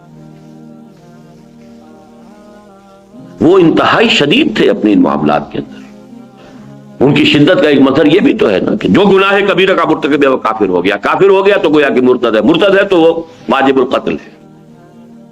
وہ تو پھر چونکہ ایک خشت اول چونی حد معمار کج تاثریا بھی ربط دیوار کج، گناہ کبیرہ کا مرتکب کافر ہو گیا، وہ پہلے مسلمان تھا، اس کی جان مال آبرو محفوظ تھی مسلمان معاشرے کے اندر، آپ کوئی دسترازی نہیں کر سکتے تھے، نہ اس کے مال پر، نہ اس کی جان پر، نہ اس کی عزت پر، حرمت پر، کچھ بھی نہیں، محفوظ ہے۔ لیکن جب مرتد ہو گیا تو اب اس کا خون بھی مباح ہے، قتل کر سکتے ہو، اس کا مال بھی مباح ہے، سارا کا سارا مال تم جو ہے لے سکتے ہو، اس کی بیوی بھی وہ بھی حلال ہو گئی تمہارے اوپر، اسے اپنی کنیز بنا سکتے ہو۔ اور یہ بھی جان لیجئے کہ انتہائی نیک لوگ تھے، بڑے عابد لوگ تھے، ظاہر ہے جن کا معیار یہ ہو کہ جو گناہ کبیرہ کرے وہ مرتد ہے، مرتد واجب القتل ہے، مباح الدم ہے، اس کا مال بھی، اس کی حرمت، اس کی ہر چیز جو ہے آپ کے لیے حلال ہو گئی، وہ اگر ایسے لوگ کہیں رہ رہے ہو تو وہ خود کتنے نیک ہوں گے۔ تو نیکی اپنی جگہ پر ہے اور اعتدال اور توازن اپنی جگہ پر ہے۔ یہاں میں توازن کی بات کر رہا ہوں، اعتدال کی بات کر رہا ہوں، بال سے زیادہ باریک اور تلوار کی دھار سے زیادہ تیز راستے کی بات کر رہا ہوں۔ توازن ہی تو اصل شے ہے۔ خوارج سرے سے منکر ہے، کوئی شفاعت نہیں، کسی طرح کی شفاعت نہیں، لیکن اس سے آگے کا ایک درجہ ہے معتدلہ کا، کچھ ڈھیلے ہیں، بعض شفاعتوں کے وہ قائل ہیں، وہ میں تفصیل سے آپ کو بتاؤں گا، لیکن یہ کہ اکثر و بیشتر ان کا موقف بھی وہی ہے کہ جو عقل کا موقف ہے۔ عقل کا موقف تو یہی ہوگا جب اللہ نے انسان کو اختیار دیا، اسے دنیا میں دارالامتحان دنیا کو بنا کر اس میں بھیجا، اب وہ اپنے اختیار کو استعمال کرتے ہوئے یا یہ راستہ اختیار کرتا یا یہ راستہ اختیار کرتا، اما شاکرا و اما کفورا، چاہو تو یہ شکر کا راستہ اختیار کرو، چاہے کفران نعمت کا راستہ اختیار کرو۔ ومن شاء فلیؤمن ومن شاء فلیکفر، جو چاہے وہ ایمان لائے، جو چاہے کفر کرے، جس کا ارادہ ہو وہ رات کو تہجد پڑھے، جس کا ارادہ ہو وہ رات کو جا کے کہیں نقب لگائے، کرے۔ اب اگر اس کے اعمال میں کوئی اور شے آ جائے، دیجیے اس کو بخش دیجیے، تو یہ تو پھر عقل کے خلاف بات ہو گئی، پورا فلسفہ جو ہے وہ تو پھر دھڑام سے زمین پر آ جائے، جیسے جبر و قدر کا مسئلہ ہے۔ اگر انسان مجبور محض ہے تو پھر حساب کتنے جائے گا، پھر جزا و سزا کے کیا مانی؟ یہ تو بالکل بات صحیح ہے۔ آپ کا پورا فلسفہ یہ ہے کہ انسان کو ہم نے ایک صلاحیت دی ہے، ایک مہلت عمر دی ہے، یہ مہلت امتحان ہے، یہ دنیا جو ہے دارالامتحان ہے، اس کو ہم نے صلاحیتیں دی ہے، اختیار دیا، ادھر جاؤ یا ادھر جاؤ۔ اب نتیجہ نکلنا چاہیے اس کے اپنے اختیار پر، اپنے چوائس پر، اپنے عمل پر، اپنی محنت پر، یہ عقل ہے۔ لہذا معتزلہ کہ جو ریشنلسٹ ہے، اس امت کے سب سے پہلے ریشنلسٹ، عقل کو برتر تسلیم کرنے والے اور نقل کو اس کے تابع کر دینے والے، یہ عقل و نقل کی ایک بڑی طویل کشمکش ہے جو ہمارے یہاں چلی، اور نقل سے مراد وہ نقل نہیں جو امتحان میں ماری جاتی ہے، کہیں وہ آپ سمجھ میں رکھ دیر میں لے آئے۔ نقل سے مراد کیا ہے کہ ایک قرآن ہے جو منقول ہے، نقل ہوا ہے، منتقل ہوا ہے اللہ سے محمد کو فرشتے کے ذریعے، یہ نقل ہے، یہ محمد کے عقل کی پیداوار نہیں ہے، معاذ اللہ ثم معاذ اللہ، یہ تو منقول ہوا ہے۔ پھر حضور سے یہ منقول ہوا، صحابہ کرام کو پہنچ گئے، صحابہ کرام سے منقول ہوا اور تابعین کو پہنچ گیا، نقل ہو رہا ہے، منتقل ہو رہا ہے۔ منتقل کا لفظ آپ کے لیے زیادہ سہولت والا ہو جائے گا، لیکن بنا تو نقل سے ہے نا، اس کا مادہ تو نقل ہے۔ اب ایک طرف نقل ہے وہ چیز جو آ رہی ہے، قرآن ہے، حدیث بھی نقل ہے، حدیث حضور کی وہ بات ہے کہ جو صحابہ نے دیکھی یا سنی اور اس کو منتقل کر دیا تابعین تک، تابعین نے پھر منتقل کر دیا وہ تبع تابعین تک۔ تو ایک ہے نقل اور ایک ہے عقل، آپ کی لاجک ہے، آپ کا انٹلیکٹ ہے، آپ کی سوچ بچار ہے، اس کے کچھ اصول ہیں، ان اصولوں کے اوپر آپ پرکھتے ہیں۔ تو تمام مذاہب کی تاریخ میں یہ عقل و نقل کی کشمکش اور کشاکش جو ہے یہ ایک بہت اہم باب ہے تمام مذاہب، جس کے نتیجے میں علم الکلام پیدا ہوا، چاہے وہ عیسائیوں کا علم الکلام ہے یا یہودیوں کا علم الکلام ہے یا مسلمانوں کا علم الکلام ہے۔ علم الکلام نام ہی اس کا ہے کہ عقل اور نقل میں کوئی ربط پیدا کیا جائے کوئی ان کے درمیان ایسی شکل پیدا ہو جائے کہ تضادات رفع ہو جائیں، تو اب اس میں کبھی تو یہ ہوتا ہے کہ کچھ لوگ عقل کو تابع کر دیتے ہیں نقل کے، کچھ لوگ عقل کو اوپر کر کے اور نقل کو اس کے تابع کر دیتے ہیں. تو معتزلہ وہ ہیں ہماری تاریخ کے کہ جنہوں نے نقل کو عقل کے تابع کیا. وہ بھی اکثر و بیشتر قسم کی شفاعتیں جو ہیں ان کا منکر ہیں. وہ میں تفصیل جو کون سی شفاعت ہے وہ میں بعد میں عرض کروں گا. اہل سنت اب درمیان میں ہے. اہل سنت کا اجماع ہے شفاعت حق ہے، ہوگی. اس میں قرآن مجید کا بھی یہ اللہ 8 جگہ پر جو اللہ آ گیا ہے وہ میں نے آپ کو سامنے رکھ دیا ہے، گنوا دیا ہے کہ جہاں کیٹیگوریکل ڈینائل ہے کہ کوئی شفاعت نہیں، وہاں یہ ایکسیپشنز موجود ہیں قرآن مجید کے اندر. شرطیں یہ ہیں، شرطیں وہ ہیں، لیکن اس کا ڈینائل تو نہیں، اس کا کیٹیگوریکل نفی تو نہیں. اور یہ کہ احادیث میں جو اس کی تفاصیل پھر آتی ہیں وہ تو پھر بہت ہی نمایاں ہیں. یہ اب کیا ہے اس کو سمجھئے. ایک شفاعت وہ ہے جو محمد الرسول اللہ صلی اللہ علیہ وسلم کے ساتھ خاص ہے، اور چونکہ ہمارے ہاں عام طور پر عوام الناس میں جہلا کا لفظ استعمال نہیں کرنا چاہتا، عوام الناس کے اکتفا کر رہا ہوں، لیکن صحیح معنی یہ ہے کہ جہلا، اور ہماری عظیم اکثریت جہلا پر مشتمل ہے، چاہے وہ پی ایچ ڈی ہوں، اس لیے کہ وہ عربی اگر نہیں جانتے اور قرآن اور سنت تک اور حدیث تک براہ راست اگر رسائی نہیں ہے تو جاہل، دین سے جاہل ہے.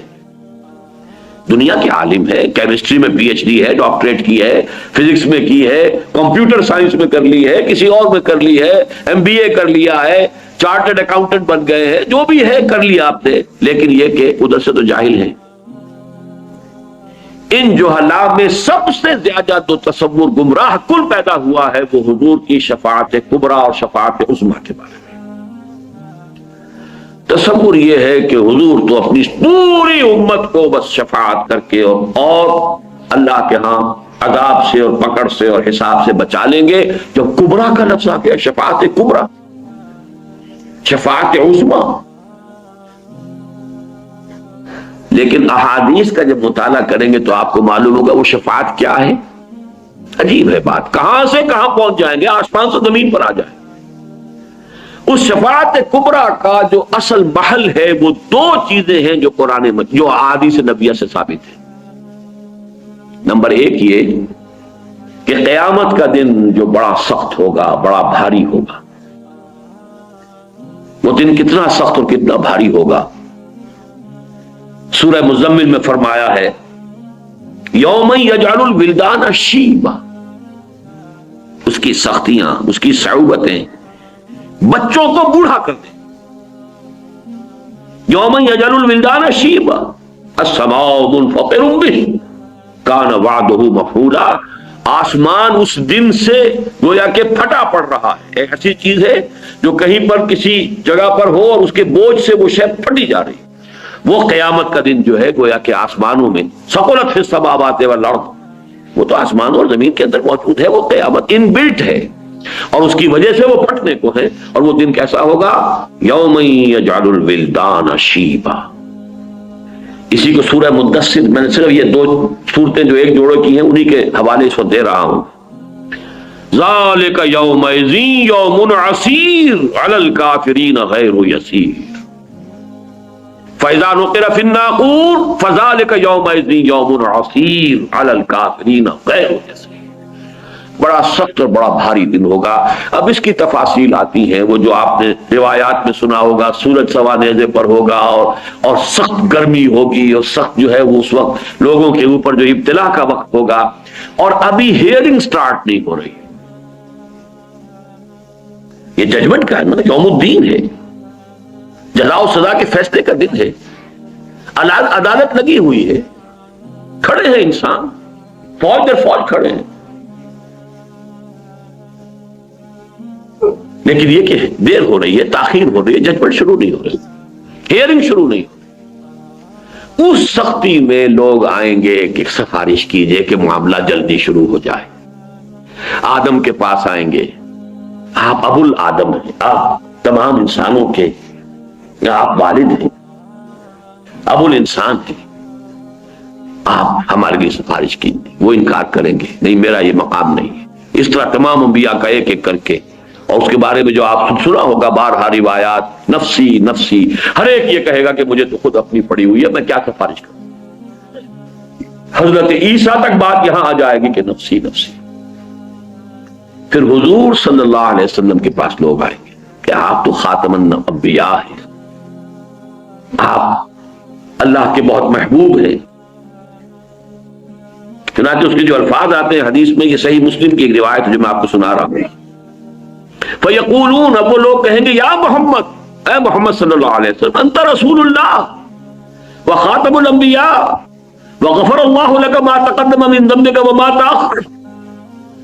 اے محمد صلی اللہ علیہ وسلم، آپ تو اللہ کے رسول، تمام انبیاء پر مہر، تمام انبیاء کے خاتم، اور آپ کے لیے تو اللہ تعالیٰ نے قرآن میں ہی اعلان کر دیا تھا کہ آپ کی ساری خطائیں معاف، کوئی خطا اگر ہے بھی سب معاف، جو بھی پچھلی اور اگلی ہیں۔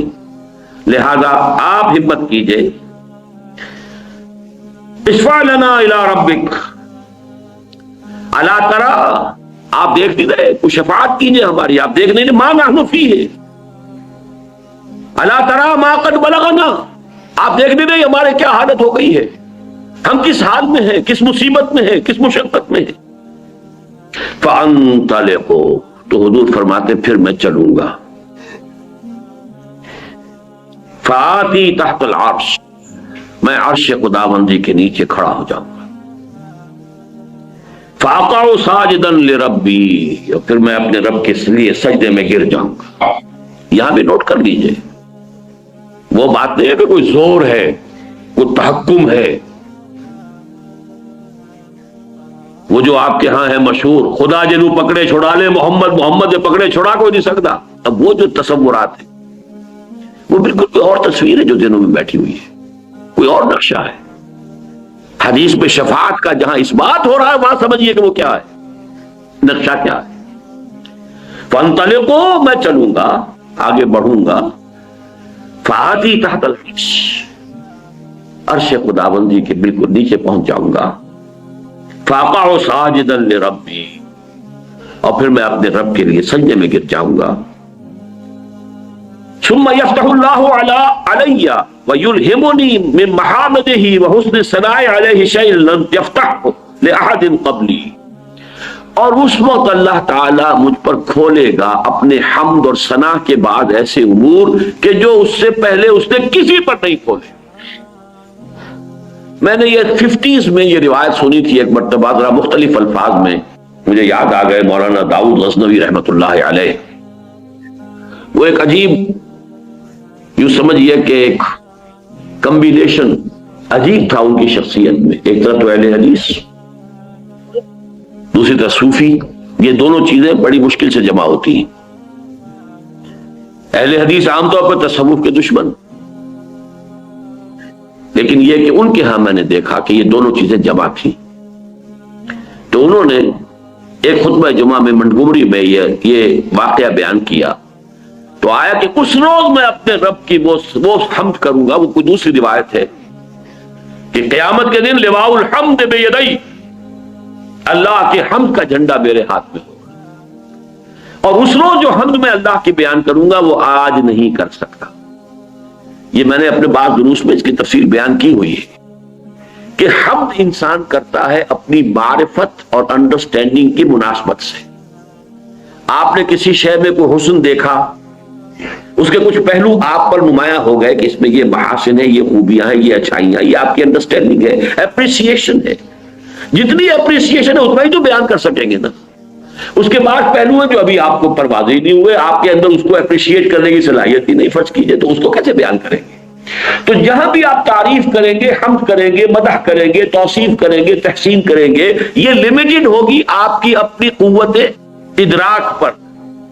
آپ نے کتنا کچھ سمجھا، کتنا انکشاف آپ پر ہوا۔ اس لیے تو میں کہا کرتا ہوں کہ قرآن مجید کی عظمت کا جو انکشاف علامہ اقبال پر ہوا ہے، میرا مطالعہ کہہ لیجئے بہت محدود ہے، لیکن بہرحال میرے علم کی حد تک کسی دوسرے انسان پر قرآن مجید کی عظمت کا وہ ادراک اور وہ انکشاف میں نے نہیں پایا۔ بڑے سے بڑے عالم. یہ انکشاف ہے، یہ اپریسیشن. ایک بہت بڑا فلسفی ہی اپریشیٹ کر سکے گا نا کہ قرآن کی اس آیت میں کس قدر بڑا فلسفہ ہے. آپ آدمی کو کیا پتا کیا اس میں لکھا ہوا ہے. وَلَا تَكُونُوا كَالَّذِينَ نَسُوا اللَّهَ فَأَنسَاهُمْ أَنفُسَهُمْ. وہ اقبال ہی نے سمجھا کہ اسی سے کہتا ہے کہ میرا پورا فلسفہ خود ہی جو ہے وہ اس ایک آیت سے مستنبت ہے. جس کو فلسفہ وجود کی کبھی ہوا بھی نہیں لگی، اسے پتہ ہی نہیں کہ وجود کا مسئلہ کیا ہے. اسے کیا پتا هو الاول والآخر والظاہر والباطن میں کیا سمندر ہے معرفت کا کہ جو مضمر ہے. تو انکشاف اس عظمت قرآن کا، اپنی استعداد، اپنی صلاحیت، اپنی وسعت علم، اپنے ذہن کا جو یہ ظرف ہے وہ کتنا گہرا ہے، کتنا چوڑا ہے، کتنا بڑا ہے، اس میں کتنی کچھ سمائی ہو سکتی، اسی کے اعتبار سے ہوتا ہے. تو اس حوالے سے حضور فرماتے اس روز جو میں حمد اللہ کی بیان کروں گا وہ آج نہیں کر سکتا. یعنی اس وقت اللہ تعالیٰ کی صفات کمال، اس کا جو مجھ پر انکشاف ہوگا اس دن، وہ آج مجھ پر نہیں ہے. حالانکہ آج میں جتنا ہے ہم اس کا تصور نہیں کر سکتے. حضور کی اس حیات دنیاوی کے دوران میں بھی جو تصور تھا وہ بھی ہمارے لیے وراء الورا ثم وراء الورا ثم وراء الورا، ہمارے تصور سے تو وہ بھی دور. لیکن حضور فرماتے ہیں کہ خود میں بھی آج وہ ادراک اور شعور جو ہے مجھے حاصل نہیں جو اس وقت مجھے عطا کیا جائے گا. اور یہاں اس حدیث میں، یہ صحیح مسلم کی روایت ہے، اس کی پورے الفاظ میں نے آپ کو سنا دیے. ثم یفتح اللہ علی ویلہمنی، پھر اللہ مجھے الہام فرمائے گا. اب دیکھیے بہت اہم لفظ آیا یہاں پہ الہام کا، اور یہ میری بحث میں ابھی آئے گا بڑی اہمیت کے ساتھ. اسی سے گرہ کھلتی ہے شفاعت کی ایک اہم اور ایک بڑے ہی غامض مسئلے کی. الہام اللہ فرمائے گا مجھے اپنے حمد کی محامد، وہ چیزیں، وہ اوصاف، وہ چیزیں، وہ ایٹریبیوٹس کہ جن پر حمد کی جائے. قابل حمد جو اللہ کی ذات کے پہلو ہیں وہ اس دن جو مجھے اللہ الہام کرے گا وہ ہوں گے کہ جو کسی پر اس نے نہیں کھولے. فتح، کھولنا، واضح کرنا، عام کرنا. اس لیے مجھے ایک اور دعا یاد آ گئی جو میرا کتاب چاہے مسلمانوں پر قرآن مجید کے حقوق، اس کے اختتام پر ایک دعا ہے جو کئی دعائیں جو ہیں ذرا تھوڑے تھوڑے لفظی فرق کے ساتھ کتابوں میں تھوڑا تھوڑا فرق ہے، میں نے جمع کیا اس کو. بہت بڑا خزانہ ہے، معرفت رب کا بہت بڑا خزانہ، مقام عبدیت کا بہت بڑا مظہر. اللہم انی عبدک وابن عبدک وابن امتک فی قبضتک ناصیتی بیدک ماض فی حکمک عدل فی قضاؤک. ذرا اندازہ کیجئے عبدیت کا. اے اللہ میں تیرا بندہ ہوں. اللہم انی عبدک وابن عبدک، میرا باپ بھی تیرا ایک ادنا غلام تھا. وابن امتک، میری ماں بھی تیری ادنا کنیز تھی. اللہم انی عبدک وابن عبدک وابن امتک فی قبضتک، میں تیرے قبضہ قدرت میں ہوں. ناصیتی بیدک، میری پیشانی تیرے ہاتھ میں ہے. ماض فی حکمک، میرے پورے وجود میں تیرا ہی حکم جاری و ساری ہے. عدل فی قضاؤک، میرے بارے میں جو فیصلہ تو کرے وہ عدل پر مبنی ہو، کوئی شک ہے ہی نہیں تیرے عدل پر. اب اس کے بعد سوال ہے، یہ حمد کرنے کے بعد سوال ہے. میں سمجھتا ہوں کہ بہت کم نصیبی ہے ان کی جنہوں نے میرا وہ کتابچہ پڑھا اور یہ دعا یاد نہیں کی. اللہم انی عبدک وابن عبدک وابن امتک فی قبضتک ناصیتی بیدک ماض فی حکمک عدل فی قضاؤک. یہ ساری حمد تحمید ہے، یہ ساری تواضع، یہ عاجزی، یہ ان کے ساری تمہید ہے. کس بات؟ اسألوک بکل اسم ہو لک، اے اللہ میں تجھ سے سوال کرتا ہوں تیرے ہر اس نام کے حوالے سے جو تیرا ہے، جو تیرے اسماء ہے، میں انہی کے حوالے سے پکار سکتا ہوں. قرآن مجید میں آیا کہ نہیں؟ لہ الاسماء الحسنی فادعوہ بہا. اللہ کو جب بھی پکارنا ہو اللہ کے ناموں کے حوالے سے پکارو. اللہ تیرا جو بھی نام ہے میں اس کا واسطہ دے کر تجھ سے سوال کرنا. اسألوک بکل اسم ہو لک سمیت بہ نفسک، جس سے تو نے اپنے آپ کو موسوم کیا، خود اپنے لیے وہ نام اختیار کیا. او انزلتہ فی کتابک، یا وہ نام تو نے اپنی کسی کتاب میں نازل فرمایا، او علمتہ احدا من خلقک، یا وہ نام جو تو نے اپنے بندوں میں سے کسی کو کبھی سکھایا، او استأثرت بہ فی مکنون العلم عندک، اور اے اللہ وہ نام بھی جو تو نے ابھی اپنے پاس خزانہ غیب کے اندر رکھے ہوئے ہیں، میں اس کا بھی واسطہ دے رہا ہوں، یعنی تیرے وہ نام بھی ہیں جو تو نے کسی کو ابھی تک نہیں بتایا۔ یہ محمد رسول اللہ کی دعا ہے۔ اسألک بکل اسم ہوا لک سمیت بہ نفسک او علمتہ احدا من خلقک او انزلتہ فی کتابک او استأثرت بہ، جسے تو نے محبوب بنا کر اپنے پاس ہی چھپا کر رکھا ہوا ہے، تیرا وہ نام بھی ہے۔ اب استأثرت بہ فی مکنون الغیب عندک، غیب کا جو چھپا ہوا خزانہ ہے جو خاص تیرے پاس ہے، اور تو نے وہ نام ابھی اپنے ہی پاس اسی خزانے میں رکھا ہوا چھپا کر، میں اس کا بھی واسطہ دیتا ہوں۔ ان تجعل القرآن ربیع قلبی، مانگا کیا ہے؟ دولت نہیں مانگی، اولاد نہیں مانگی، کیا مانگا ہے؟ ان تجعل القرآن ربیع قلبی، اس قرآن کو میرے دل کی بہار بنا دے، ونور صدری، میرے سینے کا نور بنا دے، وجلاء حزنی، میرے غم اور رنج کا مداوا بنا دے، وذہاب ہمی وغمی، اور میرے ہموم اور تفکرات کا مداوا بنا دے اس قرآن۔ یہ دعا مجھے کیوں یاد آ گئی؟ اب استأثرت بہ فی مکنون الغیب عندک، اے اللہ تیرے وہ نام بھی جو تو نے ابھی اپنے پاس چھپا کر رکھے ہوئے ہیں خزانہ غیب میں ان کا بھی واسطہ دے رہا ہوں۔ حضور فرماتے اس روز وہ خزانہ غیب بھی مجھ پر کھول دیا جائے گا۔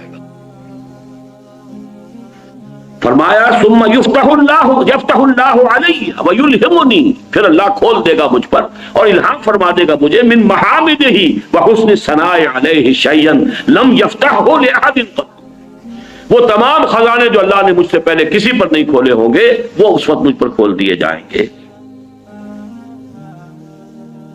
ثم یقال یا محمد، اب جب یہ سب کچھ ہو جائے گا تو کہا جائے گا، پکارا جائے گا۔ اب ذرا یہ بھی نوٹ کیجئے، یہ نہیں کہا کہ اللہ کہے گا،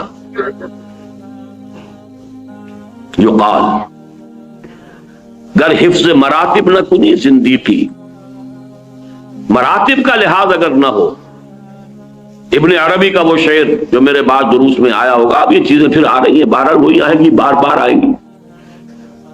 الرب رب وَإِن تنزل والعبد عبد وَإِن ترقى، رب رب ہی ہے چاہے کتنا ہی نیچے آ جائے، چاہے سمائے دنیا پر آ جائے، پہلے آسمان پر آتا ہے کہ نہیں آتا؟ حدیث میں ہے کہ نہیں؟ ہر رات کے پچھلے گھڑیوں میں، جنہیں آپ کہتے ہیں small hours of the morning, یہ 2 3 4 یہ سب سے چھوٹے ہیں نا، ان سے 1 2 3 4 12 کے بعد 1 پہ آ گئے نا، ایک دم small hours of the evening, یہ جو شروع کی صبح کی آف دی مارننگ، ان میں اللہ نزول اجلال فرماتا ہے، پہلے آسمان پر آ جاتا ہے، اور محمد الرسول اللہ شب معراج میں 7ویں آسمان پر پہنچ گئے، لیکن محمد محمد ہے، اللہ اللہ ہے۔ الرب رب وَإِن تنزل، رب رب ہی ہے چاہے کتنا ہی نیچے آ جائے، کتنا ہی نزول فرما لے۔ والعبد عبد وَإِن ترقى، بندہ بندہ ہی رہے گا چاہے کتنا ہی ترقی کر لے اور کتنے ہی اونچے مقام پر پہنچ جائے۔ وہ حفظ مراتب یہاں پر نوٹ کیجئے، کہا جائے گا ثم یقال، پھر کہا جائے گا، کوئی کہنے والا کہے گا، کوئی پکارے گا، جیسے درباروں کے اندر ہوتے ہیں وہ اعلان کرنے والے کچھ اور ہوتے ہیں۔ ثم یقال یا محمد ارفع رأسک سل تعطى اشفع تشفع، اس وقت مجھ سے کہا جائے گا اے محمد صلی اللہ علیہ وسلم اپنا سر اٹھاؤ، سجدے میں پڑے ہوئے، یہ ساری حمد و ثنا تو سجدے میں کر رہے ہیں۔ ارفع رأسک، اپنا سر اٹھاؤ، سل اور مانگو، تو تمہیں عطا کیا جائے گا، وشفع، کرو جو سفارش کرنی ہے، تشفع تشفع، تمہاری شفاعت قبول کی جائے گی۔ فارفع راسی فاقول، اس کے بعد میں اپنا سر اٹھاؤں گا اور کہوں گا یہاں تک کا پورا نقشہ میں نے آپ کے سامنے بیان کر دیا حدیث کے الفاظ میں. اب یہ شفاعتیں دو ہوں گی. جسے شفاعت کبریٰ کہا گیا وہ کیا ہوگی؟ جس کو کہا گیا ہے ہمارے ہاں وہ شفاعت کبریٰ کیا ہوگی؟ اللہ تعالی کی طرف سے وہ جو تاخیر ہو رہی تھی حساب کتاب کی وہ ختم ہو جائے، حساب شروع ہو جائے. یہ ہے شفاعت کبریٰ. اور دوسری شفاعت کبریٰ کیا ہوگی؟ کہا جائے گا کہ میں کہوں گا یا رب امتی امتی، پروردگار مجھے اپنی امت کی فکر ہے، پروردگار مجھے اپنی امت کی فکر ہے. فیقال یا محمد، تو کہا جائے گا اے محمد صلی اللہ علیہ وسلم ادخل الجنت من امتک، اپنی امت میں سے جنت میں داخل کر دو من لا حساب علیہ من الباب الایمن من ابواب الجنہ، ان لوگوں کو جن کے ذمے کوئی حساب نہیں. یہ کون لوگ ہیں جن کے ذمے کوئی حساب نہیں؟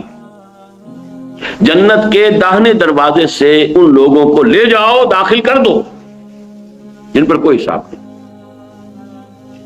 یہ دوسری احادیث سے معلوم ہوتا ہے. بعض احادیث میں تو 70,000 کا عدد آیا ہے. میری امت میں سے 70,000 لوگ ایسے ہوں گے جن کے بارے میں امام بخاری نے باب قائم کیا ہے یدخل الجنت 70,000 بغیر حساب. 70,000 جو ہے امتی محمد رسول اللہ صلی اللہ علیہ وسلم کے، وہ بغیر حساب کے داخل. وہ کون سے ہوں گے؟ وہ لوگ ہوں گے جس کے بارے میں فرمایا لا یکتبون ولا یسترقون ولا یتطیرون وعلی ربہم یتوکلون. وہ تیری امت کے لوگ اے محمد صلی اللہ علیہ وسلم جو خالص متوکل تھے اللہ پر، لہذا نہ تو وہ داغ لگواتے تھے، نہ وہ کوئی جھاڑ پھونک کرواتے تھے، نہ کوئی فال لیتے تھے. یہ تین اوصاف جو لوگ اپنے معاملے کو کلیتاً اللہ کے حوالے کر. اب جھاڑ پھونک ہو رہی ہے، ایک ہے دوا، علاج، ایک مناسب حد تک علاج کرنا سنت ہے. علاج کیجئے دوا کے ذریعے سے کیجئے. جیسا کہ میں نے عرض کیا، آپ سے آ کر کسی نے کہا کہ مجھے یہ تکلیف ہے، میں اللہ سے دعا کر رہا ہوں، آپ بھی دعا کیجئے. بالکل اس پہ کوئی حرج نہیں ہے. قطع کی یہ شفاعت ہے اور یہ جائز ہے، ہونی چاہیے. اسی طرح کسی سے آپ نے کہا مجھے پانی پلا دو، یہ بالکل ٹھیک ہے. جو بھی ہمارے مادی قوانین ہیں، جو عالم مادی ہے، اس کے تحت کسی سے مدد مانگ لینا یہ قطع کوئی نہ کفر ہے نہ شرک ہے. لیکن کسی روح کو پکارنا، یا شیخ عبد القادر جیلانی میری یہ تکلیف رفع کر دے، یہ شرک ہو جائے. کسی فرشتے کو پکارنا، یا جبرائیل میری اس وقت یہ مدد کر دے، یہ شرک ہو جائے. محمد کو پکارنا، علی کو پکارنا، یا علی مدد، یہ کفر اور شرک ہو جائے. اسی طریقے سے میں نے عرض کیا کہ یہ لوگ توکل کرنے والے وہ ہیں کہ جو یہ جھاڑ پھونک نہیں کراتے، کوئی فال وغیرہ نہیں لیتے. یہ بدشگونی ہو گئی، یہ بدفالی ہے، یہ فلاں ہے، یہ چیزیں ہیں. ان تمام چیزوں سے ماورا ہو کر وہ صرف اللہ پر توکل کرتے ہیں. جو اللہ چاہے گا وہ ہوگا، اور جو اللہ نہیں چاہے گا وہ نہیں ہوگا. ما شاء اللہ کان وما لم یشاء لم یکن. کسی جادوگر کا جادو مجھ پر اثر نہیں کر سکتا اگر اللہ نہ چاہے. یہ دوسری بات ہے کہ اگر اللہ ہی نے اپنے کلام میں نازل کر دی ہے معوذتین اور اس کو آپ ذریعہ بنائیں، یہ بالکل الگ بات ہے. لیکن کسی کا بھی یہ تصور کر لینا کہ وہ از خود مجھے کوئی نقصان پہنچانے پر قادر ہے، یہی تو شرک اور کفر ہے. لا حول ولا قوت الا باللہ. لہذا یہ 70,000 جو ہوں گے یہ تعداد اس حدیث میں نہیں ہے اور نہ یہ وضاحت ہے، لیکن یہ کہ احادیث کو بھی جیسے قرآن مجید میں ہم ایک آیت کو دوسری آیت کے ساتھ جوڑ کر اس کا نتیجہ نکالتے ہیں. شفاعت کبریٰ محمد رسول اللہ صلی اللہ علیہ وسلم کی، جس کا کہ عوام میں نہ معلوم کیا تصور ہو گیا ہے. از روح احادیث صحیحہ صرف یہ 2 شفاعتیں ہیں جو محمد کو حاصل ہیں صلی اللہ علیہ وسلم، جو خاص ہیں آپ کی ذات کے ساتھ. اور وہ یہ ہے کہ جب قیامت میں دیر ہو رہی ہوگی ہیئرنگ میں، سماعت شروع نہیں ہو رہی اور سختیوں میں ہوں گے اور شدائد میں ہوں گے، اس وقت آپ کی شفاعت سے حساب کتاب شروع ہو جائے گا۔ اور نمبر 2، آپ کو کہہ دیا جائے گا اپنی امت کے ان لوگوں کو لے کر فوراً ان لوگوں کو داخل کر دیجئے، ابھی یہ جو حساب کتاب ہونا ہے یہ بھی نہیں ہو، یہ سختی بھی ان کے لیے نہیں ہے۔ آپ کی امت کے وہ لوگ کہ جو جن پر کوئی حساب نہیں ہے، اور یہ وہ لوگ ہیں کہ جو نہ کہیں داغ لگواتے تھے، یہ بھی پرانے زمانے میں داغ لگا دینا، نشان لگا دینا، اس میں یہ کہ کچھ وہ معبودوں کا حوالہ بھی ہوتا تھا، کچھ اس سے وہ جو ہے قبائل کی شناخت بھی ہوتی تھی، مختلف تھا، اس سے بھی روکا۔ اور جھاڑ پھونک، اب جھاڑ پھونک کے اندر نوٹ کر لیجئے، جو چیز محمد رسول اللہ سے ثابت ہوگی وہ تو ہم کریں گے، لیکن اس سے آگے پھر جو عملیات ہمارے ہاں مشہور ہو گئی ہیں، فلاں عملیات فلاں عملیات، یہ تمام چیزیں جو ہے وہ اسی کھاتے میں آ جائیں گی۔ وہ متوکلون جن کے بارے میں فرمایا گیا ہے کہ وہ جائیں گے جنت کے اندر بغیر حساب، ان کی 3 ہیں، لا یکتبون ولا یسترقون ولا یتطیرون وعلی ربہم یتوکلون، اور وہ صرف اپنے رب پر توکل کریں گے، اپنے معاملے کو فوض امری اللہ ان اللہ بصیر بالعباد، اللہ کے حوالے کر دیں گے کہ اللہ تعالی ہی میرے تمام حالات کو جانتا ہے، دیکھ رہا ہے۔ سپردم بے تو مایا خیشرا، تو دانی حساب کم و بیشرا۔ تو 2 چیزیں ہوئی کہ جو حضور صلی اللہ علیہ وسلم کے ساتھ خاص ہوئی، اور یہ وہ ہیں جن کے معتزلہ بھی قائل ہیں۔ میں نے بتایا تھا کہ شفاعت بالکل منکر خوارج، معتزلہ ان 2 کے وہ بھی قائل ہیں، اہل سنت تو قائل ہیں ہی۔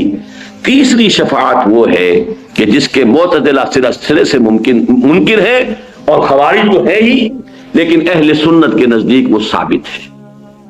وہ سفارش کس کی ہے؟ اولیاء اللہ کی۔ اور اولیاء اللہ میں ٹاپ پر کون ہے؟ اللہ کے رسول ہیں۔ پھر کون ہے؟ اللہ کے نبی۔ پھر کون ہے؟ صدیقین، شہداء، صالحین، صلحاء، اتقیاء، یہ سب کے سب صالحین مومنین، تمام اہل ایمان، یہ بھی سفارش کریں گے۔ یہ سفارش کون سی ہوگی؟ اس سفارش کے لیے میں نے پہلے جو مثال دی تھی کہ جیسے آپ کہتے ہیں اللہ مجھے معاف فرما دے، کوئی اور بھی شامل کر دے اپنی بات، اللہ اس کو معاف فرما دے، بغیر اس کے کہ یہ تصور ہو کہ اللہ پر کسی کا زور ہے، بغیر اس کے کہ کوئی تصور ہو کہ اللہ کسی کی بات ماننے پر مجبور ہے، بغیر اس کے کہ کوئی یہ تصور ہو کہ یہ اللہ کا نائب ہے اس لیے مختار ہے، اختیار رکھتا ہے، بغیر اس کے کہ یہ تصور ہو کہ یہ اللہ کا ولی ہے، لاڈلا ہے، اور اللہ اس کی بات جو ہے وہ ہرگز نہیں ٹالے گا، نہیں۔ وَقُلِ الْحَمْدُ لِلَّهِ الَّذِي لَمْ يَتَّخِذْ وَلَدًا وَلَمْ يَكُنْ لَهُ شَرِيكٌ فِي الْمُلْكِ وَلَمْ يَكُنْ لَهُ وَلِيٌّ مِّنَ الذُّلِّ وَكَبِّرْهُ تَكْبِيرًا، اس کی تکبیر کرو، اسے بڑا کرو، ان تمام چھوٹائیوں سے اسے بلند رکھو اپنے ذہن کے اندر۔ یہ تمام چیزیں جو ہے یہ تمہاری ذات کے ساتھ ہے کہ تم اپنی کسی دوست کی بات ماننے پر مجبور ہوتے ہو، اللہ کسی کی بات ماننے پہ مجبور نہیں، معاذ اللہ۔ یہ شفاعت جو ہے اس کے بارے میں اب صرف 2 باتیں مجھے عرض کرنی ہے مزید۔ پہلی تو یہ کہ یہ شفاعت کفار کے لیے نہیں ہے، انبیاء کو بھی اجازت نہیں ہوئی کہ کافروں کے لیے شفاعت کریں۔ قرآن مجید میں صراحت سے مذکور ہے، حضرت ابراہیم کو اپنے باپ کے لیے بھی اجازت نہیں۔ احادیث میں موجود ہے کہ حضور فرماتے ہیں میں نے اپنی والدہ کے لیے استغفار مغفرت کی اجازت چاہیے، اللہ اجازت دے کہ میں اپنی والدہ کے لیے مغفرت استغفار کر سکوں، اجازت نہیں ملی مجھے۔ پھر میں نے اجازت طلب کی کہ میں ان کی قبر کی زیارت کر سکوں، اس کی اجازت ملی۔ احادیث صریحہ جن کی جان کفر میں گئی ہے، جو کسی شریف شرک میں مبتلا، ان کے لیے شفاعت کوئی نہیں، نفی اس کو ذہن میں رکھیے مطلقاً، احادیث میں بعد میں آپ کو سناؤں۔ نمبر 2، منافقین کے لیے بھی شفاعت نہیں۔ منافقین تو کفار سے بڑھ کر ہیں قرآن مجید کی روح سے، ان المنافقین فی الدرک الاسفل من النار، وہ تو آگ کے سب سے نچلے درجے میں ہوں گے۔ قرآن مجید میں 2 آیتیں تو بہت ہی کلیئر ہیں، اکثر جو حضرات میرے دروس میں شرکت کرتے ہیں انہیں یاد ہوگی، ازبر ہوں۔ سورہ منافقون میں کیا فرمایا؟ سواء علیہم استغفرت لہم ام لم تستغفر لہم لن یغفر اللہ۔ اے نبی ان کے حق میں بالکل برابر ہے، چاہے آپ استغفار کریں ان کے لیے چاہے نہ کریں، اللہ ہرگز ان کو معاف نہیں کرے۔ اور اس سے بھی زیادہ سخت، استغفر لہم او لا تستغفر لہم ان تستغفر لہم 70 مرۃ لن یغفر اللہ۔ اے نبی آپ ان کے لیے استغفار کریں یا نہ کریں، آپ 70 مرتبہ استغفار کریں گے کبھی ہم نہیں مانیں گے، اللہ ان کو معاف نہیں کر پائے۔ بتائیے اس سے زیادہ کیٹیگوریکل کوئی آیت چاہیے آپ؟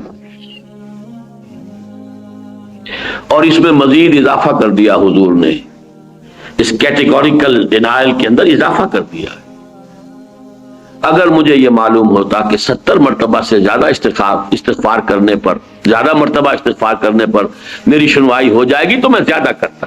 یعنی 70 کو یہ نہ سمجھو کہ 70 مراد ہے، ہو ہی نہیں سکتا۔ اگر مجرد 70 کی بات ہوتی تو میں 71 مرتبہ کرتا، میں 100 مرتبہ کرتا، میں 700 مرتبہ کرتا، کہ نہیں، مراد اس سے کیا ہے؟ استغفر لہم او لا تستغفر لہم ان تستغفر لہم 70 مرۃ فلن یغفر اللہ لہم۔ اب 3 حدیثیں سن لیجئے جس سے وہ معلوم ہو جائے گا کہ کن کے لیے یہ شفاعت ہے۔ پہلی حدیث بخاری کی ہے، حضرت ابو ہریرہ سے رضی اللہ تعالی عنہ، اسعد الناس، حضور فرماتے ہیں اسعد الناس بشفاعتی یوم القیامہ من قال لا الہ الا اللہ خالصا من قلبہ۔ سب سے زیادہ خوش بخت میری شفاعت کے معاملے میں قیامت کے دن وہ ہوگا جس نے لا الہ الا اللہ کہا ہوگا خلوص سے قلب کے ساتھ۔ من قال لا الہ الا اللہ نہیں ہے، صرف شرط ہے خلوص سے قلب، غیر مشروط نہیں ہے معاملہ۔ اب خلوص سے قلب کے ساتھ لا الہ الا اللہ کہنے کے مذاہب کیا ہوں گے، تقاضے کیا ہوں گے، اس کا ثبوت کیا ہوگا، اس کا عمل کیا ہوگا، اس کے شواہد کیا ہوں گے، میں اس کی تفصیل میں نہیں جا سکتا۔ اس وقت صرف آپ کو بتانا یہ مقصود ہے کہ ہے، لیکن ہے مشروط۔ اسی طرح بڑی پیاری حدیث ہے، یہ مسلم شریف کی روایت ہے حضرت ابو ہریرہ سے ہی رضی اللہ تعالی عنہ، لکل نبی دعوت مستجابۃ، ہر نبی کے لیے اللہ نے ایک دعا ایسی رکھی کہ جو لازماً قبول ہوگی، اللہ تعالیٰ کی طرف سے خاص گرانٹ ہے ہر نبی کے لیے، ایک دعا تو جو مانگو۔ فتعجل کل نبی دعوتہ، تو ہر نبی نے اپنی دعوت کو، اپنی دعا کو جو حق دیا گیا تھا یہ اسپیشل دعا کا، وہ استعمال کر لیا جلدی سے، یعنی اس دنیا میں استعمال کر لیا تو جلدی ہو گئی، دنیا عاجلہ ہے، کوئی نہ کوئی دعا اپنی ایسی کر لی جس سے وہ حق استعمال ہو۔ وَإِنِّ اخْتَبَأْتُ دَعْوَتِي شَفَاعَةً يَوْمَ الْقِيَامَةِ، میں نے اپنی اس دعا کو شفاعت کے طور پر قیامت کے دن کے لیے محفوظ کر لیا ہے۔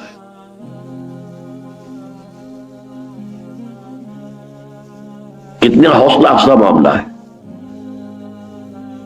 کتنا امید افزا، لیکن آگے شرط آ رہی ہے، فَهِيَ نَائِلَةٌ إِن شَاءَ اللَّهُ تَعَالَى مَن مَاتَ مِنْ أُمَّتِي لَا يُشْرِكُ بِاللَّهِ شَيْئًا، وہ میری شفاعت، اور یہاں بھی انشاءاللہ وہ میری شفاعت، وہ دعا اللہ نے گرانٹ کی ہوئی ہے پہلے سے، وہ دعا جو میں نے رکھ لی ہے کہ شفاعت کے لیے استعمال کروں گا قیامت کے دن اپنی امت کے لیے، وہ انشاءاللہ میری یہ دعا اس شخص کے حق میں ثابت ہو جائے گی، مفید ہو جائے گی جو مرا ہو اس حال میں کہ اس نے اللہ کے ساتھ شرک نہ کیا۔ اب یہاں شرک کس کس کو کہتے ہیں؟ شرک صرف بت پرستی کا نام ہے، شرک صرف بتوں کو سجدہ کرنے کا نام ہے، یا جھنڈے کی سلامی بھی شرک ہے، یا قومی ترانے میں کھڑا ہونا بھی شرک ہے؟ اس کا سمجھنا ذرا باریک بات ہے۔ شرک نے ہمیشہ بھیس بدلے ہیں، ہمیشہ بھیس بدلے، ہر دور میں نئی صورت میں آیا۔ آج کا سب سے بڑا شرک انسانی حاکمیت کا شرک، ان الحکم الا للہ لا یشرک فی حکمہ احدا، نہیں ہم سب شریک ہیں، اللہ تیری حاکمیت میں شریک ہے، بلکہ تجھ سے بڑے حاکم ہے، تیرا حکم نیچے ہماری مرضی اوپر۔ تو شرک پر تو میرے پھر 6 لیکچر سنیے، کبھی ہیں 20 سال پرانے، کبھی مجھے بھی خواہش ہوتی ہے کبھی میں بھی سنوں ان کو، لیکن یہ کہ میں نے الحمدللہ کہ اس کے مختلف پہلوؤں کو واضح کیا ہے۔ شرک فی الذات، شرک فی الصفات، شرک فی الحقوق، ان 3 اعتبارات سے 6 گھنٹے کے لیکچر۔ ایک شرک وہ بھی ہے، ذرا غریبانوں میں جھانکیے، کون اس سے بچا ہوگا؟ تعس عبد الدینار و عبد الدرہم، ہلاک ہو جائے درہم و دینار کا بندہ، اس کا معبود دولت ہے، حلال اور حرام کی تمیز نہیں ہے، دولت ہونی چاہیے۔ کون ہے معبود؟ دولت۔ عبد الدینار ہے، یہ نام ان کا عبد الرحمن ہے، حقیقت میں عبد الدینار ہے، جسے دینار کے لیے، دینار سے اتنی محبت ہے کہ نہ حلال کا خیال ہے نہ حرام سے کوئی اجتناب ہے۔ بہرحال شرط ہے، مشروط ہے، اس کے سوا وہ شفاعت کام نہیں آئے گی، چاہے وہ انبیاء ہو، رسول ہو، کوئی بھی ہو، صلحاء ہو، اتقیاء ہو۔ تیسری حدیث یہ سنن کی ہے، یہ صحیحین میں نہیں ہے، اور یہ حضرت عوف ابن مالک سے ہے رضی اللہ تعالی عنہ۔ اتانی آدم من ربی، حضور فرما رہے ہیں، یہ آپ اپنا کوئی تجربہ، روحانی تجربہ بیان فرما رہے ہیں، کوئی عالم غیب سے جو آپ کے معاملات ہوتے تھے۔ میرے پاس آیا ایک آنے والا میرے رب کی جانب سے، ایک آنے والا میرے پاس آیا اللہ کی طرف سے، اللہ کا کوئی فرشتہ۔ اتانی آدم من ربی فخیرنی، اور اس نے مجھے ایک اختیار دیا، ان یدخل نصف امتی الجنت۔ 2 باتیں ہیں اے محمد، اللہ کی طرف سے آپ کو یہ اختیار دیا جا رہا ہے، اور یہ پیغام میں پہنچا رہا ہوں، آپ کو اختیار ہے، یا تو آپ اپنی آدھی امت کے جنت میں داخل ہونے کی ضمانت لے لیجئے، ان یدخل نصف امتی الجنہ، اور دوسرا آپشن کیا ہے؟ وبین الشفاعت ہے، اور یہ کہ دوسرا یہ ہے کہ شفاعت کریں قیامت کے دن۔ یہیں پر آپ کہتے ہیں تو ہاف گرانٹڈ، آدھی امت آپ کی جو ہے اس کی مغفرت جو ہے وہ ہم کر دیتے ہیں، اور ایک یہ ہے کہ آپ قیامت کے دن کے لیے اپنی شفاعت کو محفوظ رکھیں۔ فاخترت الشفاعہ، میں نے شفاعت کو قبول کر لیا، اختیار کیا، میں نے یہ آپشن قبول کیا۔ وہیا، لیکن یہ نوٹ کر لو، وہیا، اور یہ شفاعت اب ہے کس کے لیے، کس کے حق میں مفید؟ لمن مات ولم یشرک باللہ شیئا، اس شخص کے لیے کہ جس کی موت واقع ہوئی ہو اور اس نے اللہ کے ساتھ شرک نہ کیا۔ اب آخری نقطہ نوٹ کیجئے کہ قیامت کے دن جب یہ شفاعت ہوگی تو اس کا نقشہ کیا ہوگا اور کیوں ہوگی۔ پہلی بات تو یہ سمجھنی چاہیے۔ دیکھیے، اس شفاعت کا صرف ایک فائدہ ہے اور ایک ہی مقصد ہے، اللہ اپنے بندوں کے قدر افزائی کے لیے، جب تمام نوع انسانی جمع ہوگی، سب کے سامنے آ جائے ہو از ہو، اللہ اپنے بندوں میں سے اولیاء، صلحاء، اتقیاء، انبیاء، رسل، ان کی کیا قدر و منزلت ہے، اس کے ظہور کا ایک ذریعہ اس شفاعت کو بنائے۔ لیکن شفاعت ہوگی اس کس کی؟ کون کرے گا؟ جسے اجازت ملے۔ کس کے لیے؟ جس کے لیے اجازت ہو۔ اب آپ ذرا نوٹ کیجئے کہ اگر تو یہ ہو کھلم کھلا، اگر ہم جو بھی ہمارا تصور ہے مادی طور پر عدالت لگی ہوئی ہے، وہ جو کبھی میر خسرو نے کہا تھا کہ خدا خود میر محفل بود اندر لامکاں خسرو، محمد شمع محفل بود شب جائے کہ من بودم، کوئی لامکاں کی محفل ایسی ہے، سمجھ لیجئے صدر جو ہے میر محفل اللہ تعالیٰ ہے، عدالت لگی ہوئی ہے، لامکاں ہے، وہ کسی سپیس، ٹائم اینڈ سپیس میں نہیں ہے بڑا بیونڈ ٹائم اینڈ سپیس۔ خدا خود میر محفل بود اندر لامکاں خسرو، محمد شمع محفل بود۔ اب اس کا تصور کیجئے، خدا میر محفل ہے، عدالت لگی ہوئی ہے، مقدمات چل رہے ہیں۔ اگر اب آپ کہیں کہ کسی کے بارے میں ہاں اے محمد آپ کر سکتے ہیں، اس کے بارے میں شفاعت آپ کر سکتے ہیں، تو وہ مقصد تو فوت ہو گیا، پھر ان کی قدر افزائی کیا ہوئی؟ تو معلوم ہوا کہ سب کچھ اللہ کی اجازت سے کیا ہے، جس کے لیے اللہ کی پہلے سے مرضی ہے اس کے لیے کہا گیا ہے. لہذا یہ سب کچھ اس طور سے نہیں ہوگا جو ہم اپنے عالمی مادی تصورات کے تحت جس کا تصور کر سکتے ہیں. اس کے لیے میں نے کہا تھا وہ لفظ جو حدیث میں یلہمنی، یہ ہوگا اس وقت بھی خفیہ، الہام ہوگا، لوگوں کو معلوم نہیں ہوگا کہ اس پرٹیکولر پرسن کے لیے محمد رسول اللہ کی شفاعت کی اجازت ہو گئی ہے. اگر تو وہاں اس طور سے ہو، کھلم کھلا ہو، علل اعلان ہو، تو حضور کا مقام و مرتبہ تو واضح نہیں ہوا. وہ تو اختیار خدابندی کا ظہور ہو گیا. وہ تو معلوم ہو گیا کہ اللہ ہی معاف فرمانا چاہتا تھا، صرف اس نے محبت سے کہہ دیا ہے، یا شیخ عبد القادر سے کہہ دیا ہے، یا ابو بکر صدیق سے کہہ دیا کہ ہاں آپ چاہیں تو اس کے لیے شفاعت کر سکتے ہیں. تو اس سے جو میں نے مقصد معین کیا ہے، آخر کوئی شے بغیر کسی مقصد کے تو نہیں ہے. کیوں ہے یہ شفاعت؟ اس کو پہلے میں نے معین کیا ہے تاکہ اللہ اپنے مقربین بارگاہ کی جو قدر و منزلت ہے، جو ان کا مقام ہے، اس کو واضح کر دے، سب لوگوں پر کھل جائے who is who، کس کا کیا رتبہ ہے. اور یہ اسی وقت ہوگا جب یہ سب کچھ الہام کے طور پر ہو. وہ اعلام اعلانیہ نہیں، اعلام اعلانیہ ہو تو پھر وہ مقصد جو ہے وہ فوت ہو جائے گا. اسی لیے اس حدیث میں وَيُلْهِمُنِي، اللہ مجھے الہام فرمائے گا. اس وقت بھی جب کہ حضور جا کر سجدے میں سر رکھیں گے عرش کے سائے میں، عرش کے نیچے یا عرش کے سامنے، تو اب اگر فرض کیجئے کہ جیسے ہم تصور کریں گے کہ اللہ ڈکٹیٹ کرتا جا رہا ہے محمد اس طریقے سے میری حمد کرو، تو وہ تو بے تو کی بات ہو گئی. لفظ الہام آیا ہے، اس وقت اللہ کی طرف سے الہام ہوگا. وہ اللہ کی شانیں، وہ اللہ کے اسماء جو آج سے پہلے کسی پر نہیں کھولے گئے تھے، وہ خزانے جو ہیں اسماء کے، وہ خزانے جو ہیں اللہ کے محامد اور محاسن کے، اس روز بطرز الہام محمد عربی صلی اللہ علیہ وسلم پر کھولے جائیں گے. تو اس وقت اللہ کی حمد اور ثنا وہ کریں گے، ایسا کہ اس حدیث میں آیا جو میں آج نہیں کر سکتا.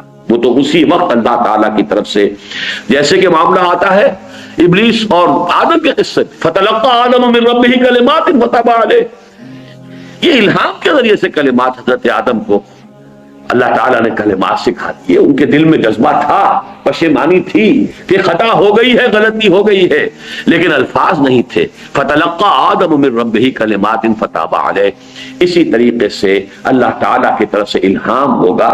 الہام کے ذریعے سے اولیاء اللہ، صلحاء، اتقیاء، انبیاء، رسل، اور سب سے بڑھ کر محمد الرسول اللہ صلی اللہ علیہ وسلم شفاعت فرمائیں گے.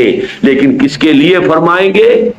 ایک تو قانونی شکل ہے، وہاں اس روز اللہ کی طرف سے جس کے لیے اجازت، پرمیشن گرانٹ ہو جائے، اگرچہ وہ اعلانیہ نہیں ہوگی، بطرز الہام ہوگی. اور ثانیاً جو حضور صلی اللہ علیہ وسلم نے ہمیں خود بتا دیا کہ وہ میری شفاعت مفید ہوگی کس کے لیے؟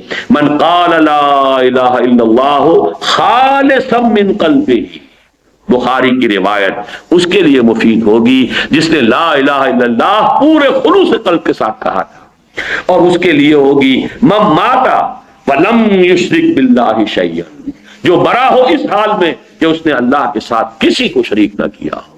یہ دو شرطیں اللہ تعالیٰ مجھے اور آپ کو پوری کرنے کی توفیق عطا فرمائے تو ہم شفاعت کے لیے پھر دو ہاتھ بھی پھیلا سکتے ہیں کہ اللہ ہمیں محمد کی شفاعت عطا فرما، ورزقنا شفاعتہ یوم القیامہ.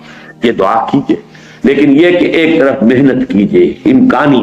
اور میں نے جو اس کے نتیجہ نکالے ہیں 3، پوری بحث کو سم اپ کر رہا ہوں. آج کی پوری بحث کا حاصل کیا ہے؟ پورا زور رکھو اپنی طرف سے عمل صالح اور تواصی بالحق اور تواصی بالصبر. اپنی طرف سے کوئی کمی نہ، کوئی کوتاہی، فیما استطعتم، جو استطاعت ہے، فاتقوا اللہ ما استطعتم، اپنے امکان بھر. جیسے کہ حضور نے، میں نے چونکہ شروع میں کہا تھا تقدیر کا مسئلہ بھی ایسا ہی تھا. کسی نے سوال کر لیا تھا حضور جو اللہ تعالیٰ کی طرف سے ہے اگر وہی کچھ ہونا ہے. ایک جواب دیا حضور، اعملوا فکلکم میسر لما خلق، اپنی طرف سے پوری کوشش کرو. ہاں کر اتنا ہی سکو گے جتنا کہ اللہ تعالیٰ کے علم میں ہے، آگے بڑھ نہیں سکتے. جس کے لیے انگریزی کا محاورہ you can't outgrow your skin, اپنی کھال سے باہر تو نہیں نکلو، کتنے موٹے ہو جاؤ، کتنے فربا ہو جاؤ، لیکن یہ کہ کھال کے تو اندر ہی رہو گے. عمل کر، فَكُلُّكُمْ مُيَسَّرٌ لِمَا خُلِقَ۔ باقی کیا ہوگا، کہاں تک پہنچ پائیں گے؟ ہم نے اگر اپنی امکانی حد تک چڑھنے کی کوشش کی ہے تو جہاں تک پہنچ گئے اللہ قبول فرمائے گا۔ چھت تک کیوں نہیں پہنچے؟ نہیں، اگر ہمارے اندر ہمت نہیں تھی چھت تک نہیں پہنچ سکے، لیکن آپ نے خود اپنی کوشش میں کوئی کمی کی ہے تو آپ مانیں گے۔ پہلی بات یہ کہ امکان بھر زور عمل صالح پر، اور یہی در حقیقت اس آیت الکرسی سے پہلے جو آیت ہے اس کا حاصل یہی ہے، یا ایھا الذین آمنوا انفقوا مما رزقناکم من قبل ان یاتی یوم لا بیع فیہ ولا خلۃ ولا شفاعۃ والکافرون هم الظالمون۔ اس پر گفتگو اگلے درس میں ہوگی۔ نمبر 2، اپنی ساری امکانی محنت کے باوجود نہ تو اپنے عمل پر اور اپنی نیکی کا کوئی گھمنڈ ہو، گھمنڈ تو ہو گیا تو گئے برباد، زیرو سے ضرب کھا کر زیرو، نہ کوئی بھروسہ، اس لیے کہ وہ حدیث بھی سامنے رہے، کوئی شخص محض اپنے عمل کی بنیاد پر جنت میں نہیں داخل ہو سکے گا۔ اور جب حضور خود اپنے بارے میں فرما دے الا ان یتغمدنی ربی برحمتہ، تو اب کسی اور کے لیے تاب دیگراں چہ رسد، کسی اور کا معاملہ کیا ہوگا۔ نمبر 3، اللہ کی بھی مغفرت کے امیدوار بھی رہو، خواستگار بھی رہو، اور اولیاء اللہ، انبیاء، صلحاء، اتقیاء، ملائکہ کے بارے میں قرآن مجید میں بار بار آتا ہے کہ استغفار کرتے رہتے ہیں اہل ایمان کے لیے، اے اللہ ان کو بخش دے، تو وہ تو شفاعت اب بھی کر رہے ہیں، وہ شفاعت تو ہو رہی ہے۔ ان سب کی شفاعت کے امیدوار رہو، لیکن کسی کے سامنے کسی کا نام لے کر درخواست کبھی نہ کرنا، وہ شرک ہو جائے۔ لا تدعوا مع اللہ احد، اللہ کے سوا پکارنا کسی کو نہیں، نہ جبرائیل کو، نہ میکائیل کو، نہ اسرافیل کو، نہ محمد کو، نہ علی کو، نہ ابو بکر کو، کسی کو پکارنا نہیں، خواستگار صرف اللہ سے، لیکن امیدوار، اور امیدواری کے لیے کیا الفاظ، وارزقنا شفاعتہ یوم القیامہ، اے اللہ ہمیں محمد کی شفاعت میں سے حصہ عطا فرمائیو، ہمیں اس شفاعت کا مصداق بنا دے، ہمیں واقعتاً خلوص قلب سے مومن بنا دے، اور ہمیں واقعتاً ہر نوع کے شرک سے پاک کر دے، تاکہ ہم محمد الرسول اللہ کی شفاعت کے مستحق ہو سکیں قیامت کے دن۔ آمین یا رب العالمین۔ اقول قولی ھذا واستغفر اللہ لی ولکم ولسائر المسلمین والمسلمات۔